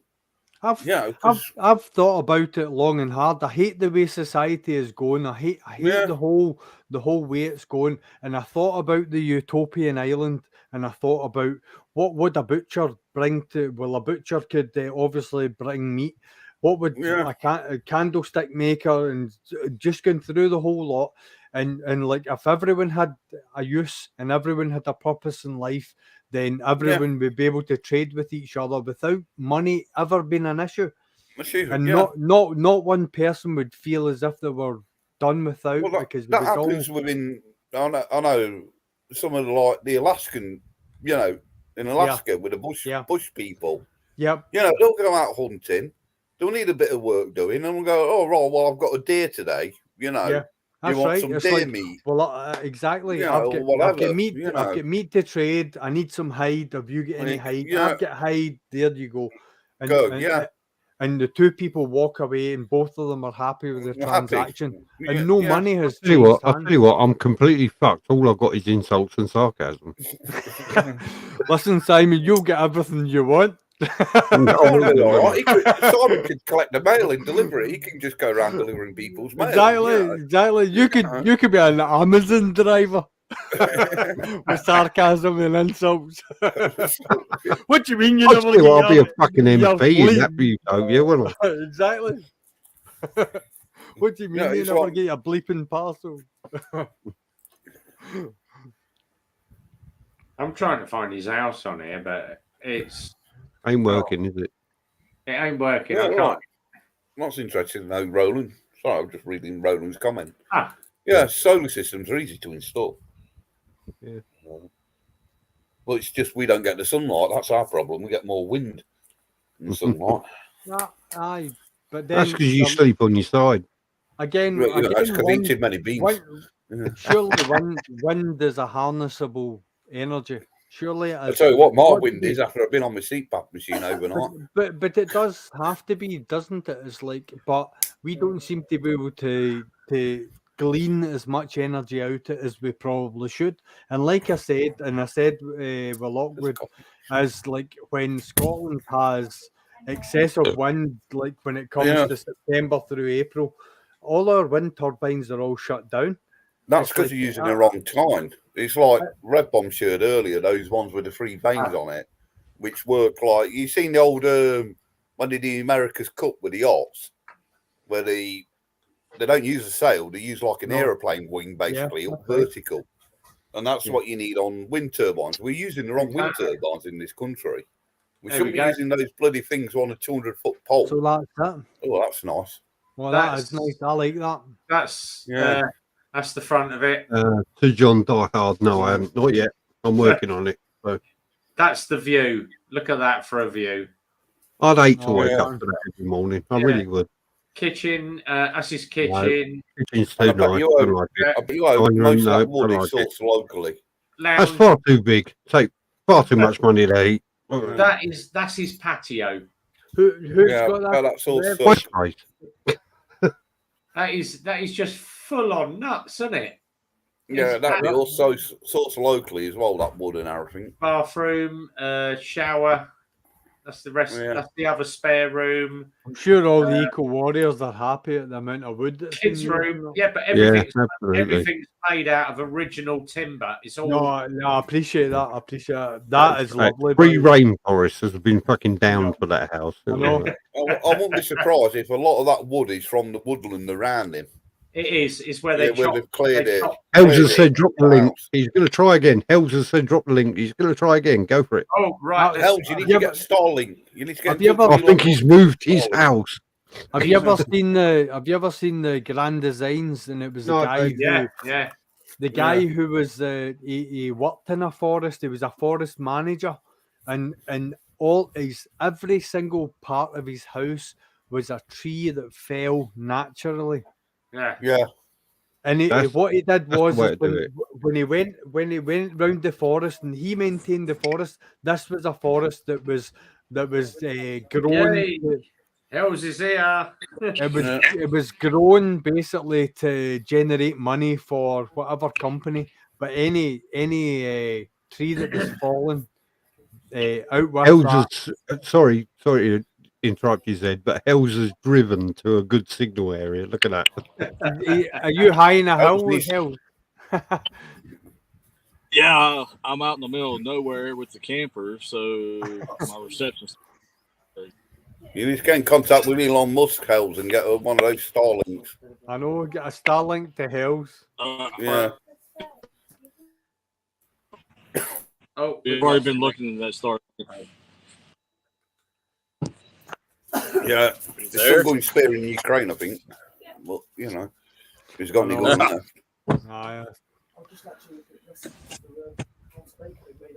Yeah. And there's another one clustering up this space with junk, isn't there? Yeah, I just wanted to stop by and say, hey, you guys, since we're back from Daytona. So good to see you, buddy. Good to see you. Yeah. Have you sobered up yet? I think maybe. At least know where I'm at. That's good. Brilliant, man. It looks as if you had a blast, brother.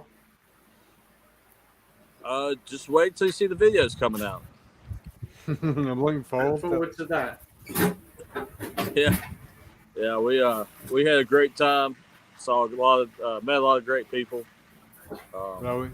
So now I'm just doing editing and I'm catching up on everybody's videos because it seems like we've been gone forever. It's only been 2 weeks. Yeah. But can I ask you how did your interactions with the sponsors and that go? Was that positive for you? Yeah, it was, wasn't it? With the interactions with the sponsor stuff. Oh, I thought it went really well. Yeah. She's sitting over here. Yeah, it went really well, and we actually had a couple more companies talk to us. That's fantastic. That's exactly what I was hoping for. Was like they gathered, they soaked in your exposure. That's brilliant. That's great news. Yeah, it's kind of funny. We're a small channel, but they know who we are. Yeah, because they all say we're putting out like quality content. We just haven't grown, to that level yet. So who's this? The Indian Hells, not Blue Indian. That our best friends have a custom bike shop in Daytona that they build bikes. Yeah, and that was for a client of theirs. That was beautiful. Yeah, custom paint job. The back end actually. What that we tried our best with the cameras to catch the quality in that paint, but it's one of those paint jobs that you have to be standing there looking at it. Yeah, because has it got like ghost figures under the paint? Because it looked like it got like ghost images under the paint. It's actually Indian. It's Indian. It's an Indian. Yeah, I saw that like a ghost image under the blue paint because it was one of the camera angles you got. Yeah, it's just make it out. Yeah, it's Indian with the headdress and all that going down the bike. That's fantastic. So, it's cobalt blue. Yeah. With chrome flake and blue pearl. Yeah. And all the details and everything with the Indian is all freehand painted. Drew, Has the bike ever been taken to be professionally photographed, like in a studio? No. Well, that needs to be done. That needs to be done. Yeah, Man. that does. People need to see it. People need to see it. Well, there was a professional photographer there for the reveal, and they were already making plans of taking it to locations. Brilliant. Fantastic, man. You need to keep us posted. I would love to see the detail, man. Yeah, I know on some of the camera angles, Mrs. Hells were getting, you could just see the ghost imaging. I thought there was ghost imaging on it. Yep. It looked absolutely beautiful, wasn't it? Yeah, we tried a little different format on the reveal live we did. We thought it was kind of cool, kind of a little reporter in the field and everything else going on. So. Yeah, well, I know. When she got it in a certain light, I could see it. You know, right. So she got some very good camera angles of it to be able to pick that up. Yeah, that guy, I've had him on my show. He's best friends of ours. After Our Concepts is the one that painted it, and he actually had several other bikes that won shows down there with his paint. Fantastic. That was stunning. That even was stunning. Yeah, even his own bike won the category. It's gunship gray when you're looking at it, and when the sunlight hits it, it turns to cobalt blue. Nice. Yeah.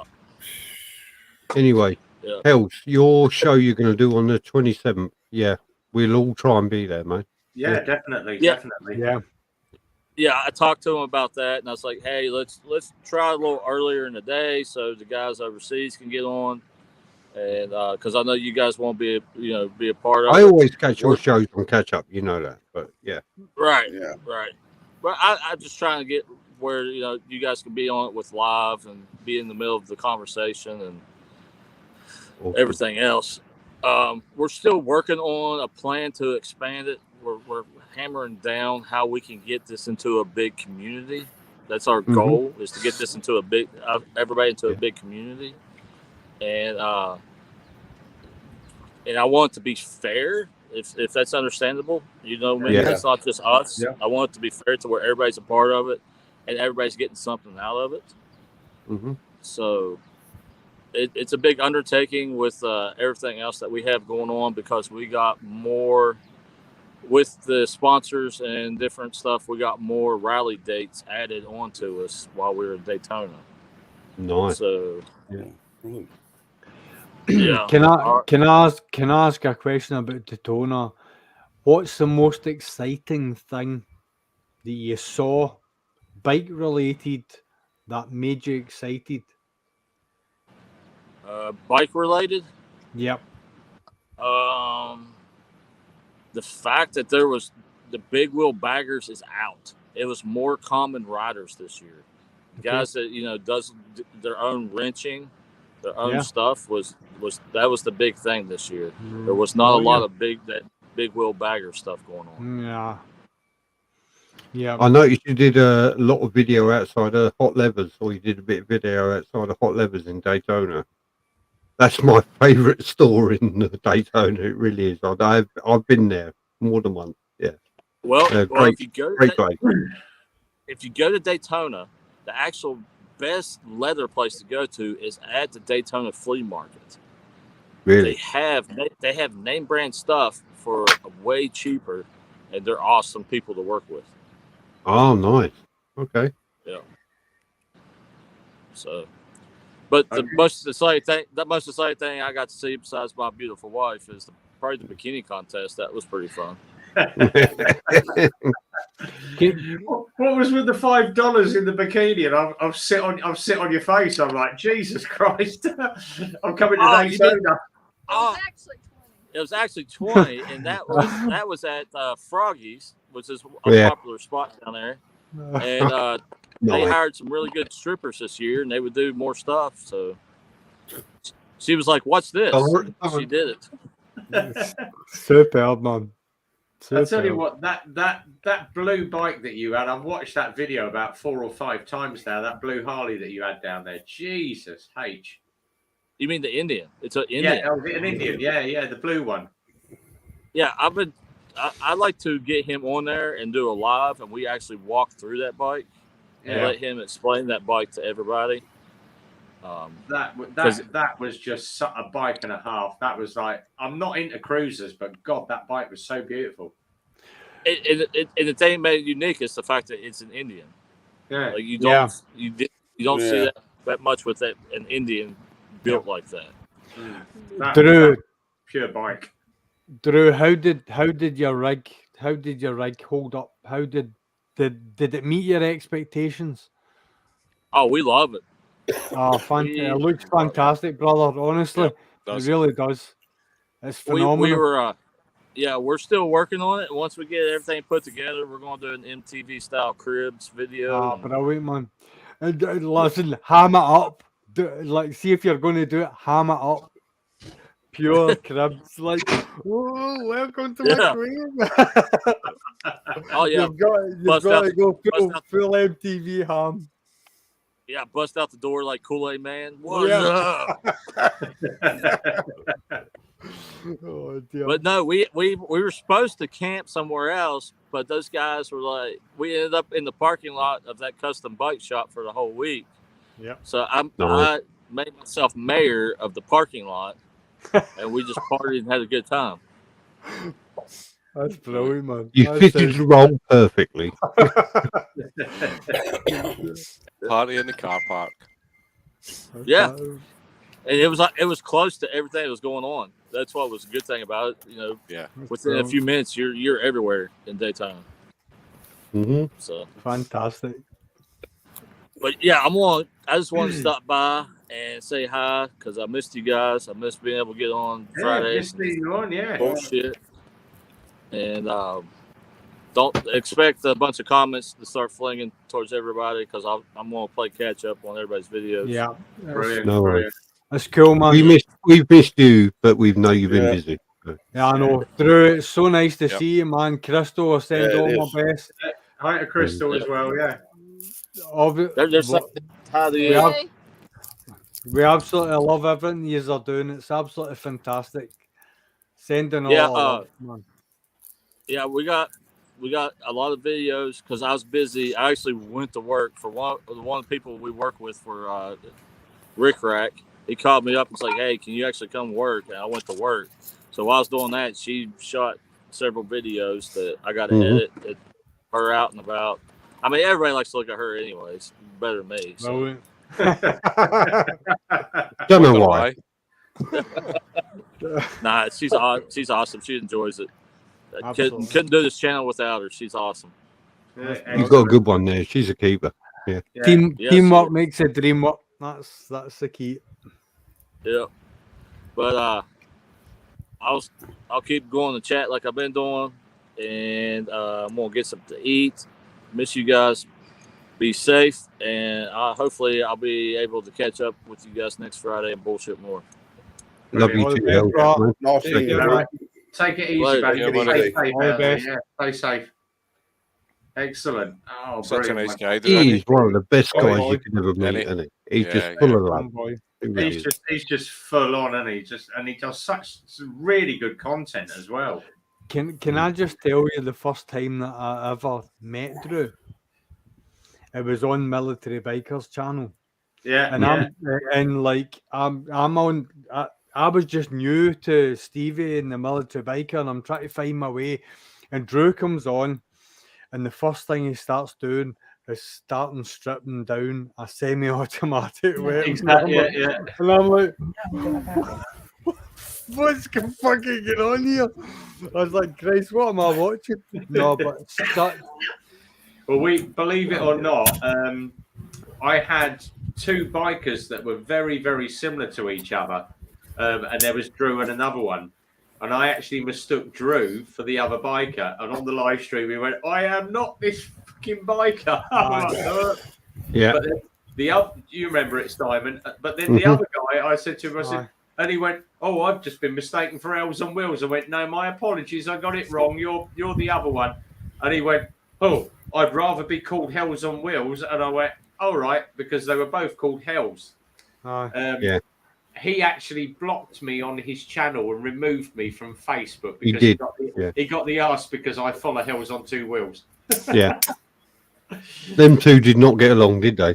They did not get on, but the other guy was a complete and utter dick. He was a complete arse, let's face it. Yeah, he was just so full of himself. I'm an American biker, I ride a Harley. Whereas Drew is just a normal, natural guy. You know, he's just him and Crystal really make a good team together. Exactly, but the thing about it is like he absolutely loves our streams. Yeah. He always comes onto our streams, whether it be Stevie, whether it be yourself, Rev. Hell spawned the small channel mafia, didn't he? He said, exactly, let's help all these small channels get big, and that's his thing. He's heading for stardom, and what he wants everybody to grab on his coattails and follow him. He's happy. Yeah, that's just that. Oh yeah. But great. He's a great guy, and he does some. He's awesome. That blue bike. I'll tell you what. I've watched that video so many bloody times. Thinking, if I had the money, if I was American, I would have that bike. But now I'll tell you what. The couple of videos they've shot around Daytona, they've been like I said, Hot Levers is one of the stores I go to in America, and right opposite that, right opposite the store is a biker bar. Now, the last time I was there, I was on a Harley, and in this biker bar, it was full of fucking Hell's Angels. Oh, God. And they came and they checked us out, and they made sure we were tourists before they even accepted and spoke to us or acknowledged us. Yeah. So I know that area, and it's so cool to see it on one of his videos. Simon, mum and dad, my dad's best man at his wedding. To let you into, my dad worked for Scandinavian Airways way back in the 70s, and him and his best pal were due to immigrate to Canada, and his best man and my dad were due to go to get their visas to go to Canada, and he met my mum at a bus stop, and they agreed to go on a date with my mum. Stayed in the UK. His best man went and immigrated to Canada, and my dad stayed here, and that's how I'm Scottish and not Canadian. Yeah. And Ewan stays out in Calgary, and my dad and my mum went out maybe 4-5 years ago to Calgary to visit Ewan over there, and they were in a bar, and my mum and dad, God, they didn't know. They started talking to these guys in the bar, and Ewan come over and no, you can't talk to these guys. They've got obviously they had the biker jackets on, and they had like top and bottom rockers on, and like my mum, it's like, hi, we're from Scotland, and we were so excited to be in Canada. It's like and like Ewan's like, no, you can't.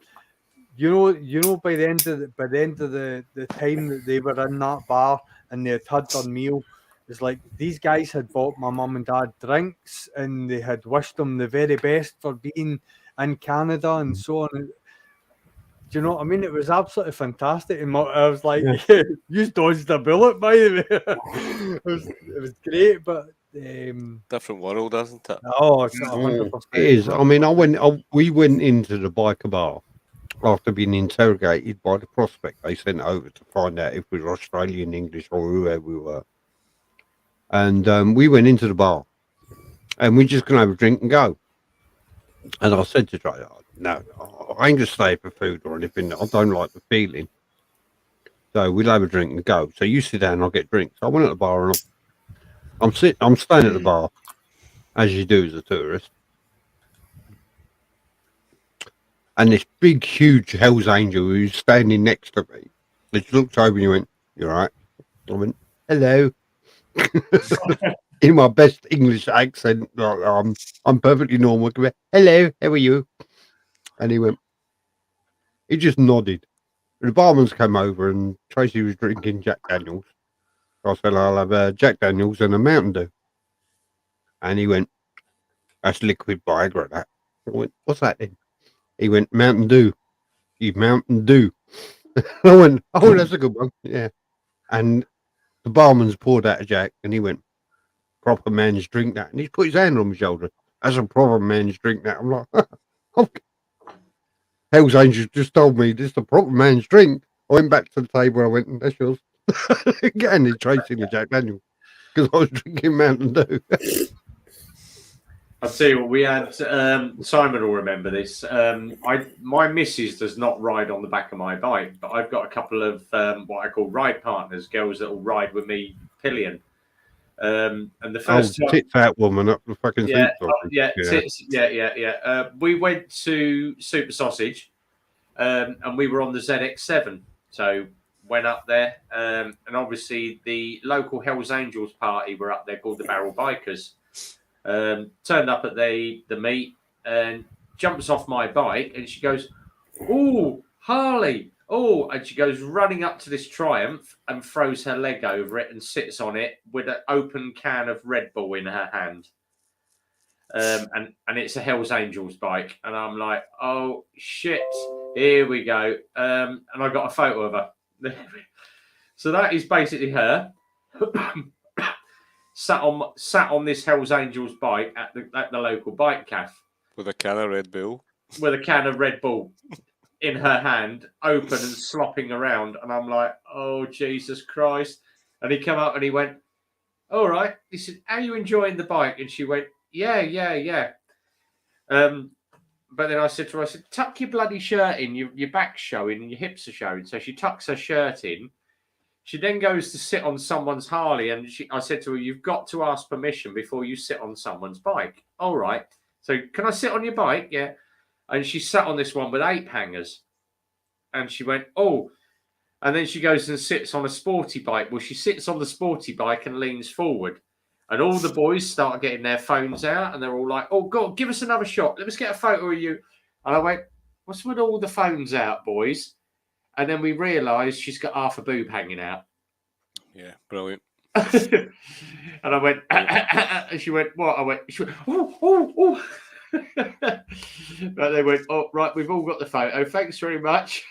But Superb. yeah, that good old girl. But yeah, you don't. I said to her, you don't throw your leg over another man's bike until you've asked permission to sit on that bike. That would get you. If you were a bloke and you did that, you'd get yourself knocked out. You just do not throw your leg over another man's bike. You would. Yeah. But yeah, Simon. I told Simon the story. He thought it was hilarious. It's like the whole thing. It's like obviously the Sons of Anarchy. Let's not get into that. But when the whole scene with the guy, his girlfriend taking the photograph. That's it. Yeah, don't throw your leg over another man's bike. just knocks him out with his helmet. Like, dunk. Yeah. Just don't do it. Stay away. Yeah. Coming up for to be honest with you, we've had a case of that in work where everybody parks their motorbikes. We had some foreign people, should we say, came and work for us, and a couple of people who had bikes complained about people interfering with their motorbikes. And I poo-pooed it. I said, nobody's going to touch another man's bike. Nobody's going to touch another man's bike. Until I went out there and I found someone sitting on my bike. And me being in my position I am, I can't exactly hit him. So I just casually walked up, placed my helmet on the floor and said, you've got 2 choices. He said, what's that? I said, either you hit yourself, hurt yourself and get off my bike, otherwise I'm going to do it. He said, well, what do you mean? I said, you're sitting on my bike, fuck off. And you've never seen a guy move so quick. And yeah, it's just, I couldn't believe it. Someone actually sat astride my bike. I just can't understand why you would sit on anyone's bike without asking. The excuse I got given is in their culture, that's accepted. But I don't care, culture or not. That's my bike. You do not sit on it. No, exactly. Definitely not. Right. If you want to touch it and play with the fucking kill switch and all the rest of it, I'm going to get the hump with you. Right, Rev's trying to shoot off, I think. Yeah. He is. That's why I'm keeping talking now. I'm going to keep him awake for another half hour. I've been on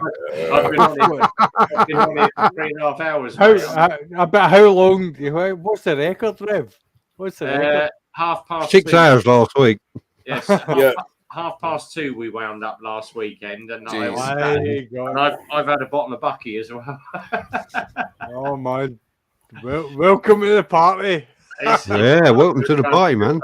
Yeah, so we're all gonna. You guys can all head over to Simon's channel now. I'm not running one. I'm going to bed. Fuck it. Yeah, Oh, yeah. I'm going to bed as well, guys. Right, all head over to Zed's house then. Right, thanks for being on, boys. Anyway, Simon, final end of the week. What are you up to this weekend? I am going to run a live. Would anybody like me to run a live stream after this one? Do you want to carry on talking? Yeah. I'll jump across, Simon. I'll keep you company for a bit. Zed, I'm Lockwood, you're going to jump guys. across for half hour? I'll come across. I might do a wee half hour. Yeah. Yeah. I'll come across. I'll run a live stream for another half hour or so after this one, and then fine. End of show, as they call it. and yeah, in the show or the post show, as we quite often called it. Yeah, And Sunday, I need to get out and see Nick, and I need to be assessed. But yeah, other than that, yeah. Cool. Stu, what are you up to this weekend? Tomorrow I am going to be going to the ZX9. I've got a few connections that I need to be making safe, and then Sunday I'm going out on the big bike for a bit of camera therapy. Good. Apart from that, all good. Rob? I'm taking the good lady out tomorrow, so we've got Granny's taking the kids, and I'm taking the good lady out for a little meal. Might get lucky, you never know. sexy time. Then on Sunday, I might get out on the bike for a wee hour or so. See how Okay, it goes. cool. Well, it's been good. Yeah, Matt, how we doing for this weekend? Are you going to try and get out, or are you going to give it a Well, rest? I've got to try because I reckon it's going to be sunny both days this weekend. But it's Formula One starts this weekend. I'm a big Formula One fanatic, so I'll be sat glued to the TV. And also, there's a boxing match on tomorrow night. What I want to watch, so I'll be watching that as well. Brilliant. After last year, when Lewis Hamilton get the championship taken off him by a Beaten last minute, yeah. Yeah, I know. You're still a Formula One fan? Go Verstappen. Then they brought out new regulations this year. Now they're talking about laser scanning for body work. It's like, come on, how far are we going here? Exactly. Yeah, car's the car, isn't it? We're out probably Super Sausage on Sunday to get some shots of the new paintwork on the GTR, snot green. I think Zedhead needs to get down to a bit of Super Sausage this year. I think that needs to happen. Yeah, definitely. Well, I've got a spare room here. I second that, buddy. Yeah, Robert, we got spare rooms, man. I think we should be doing that, man.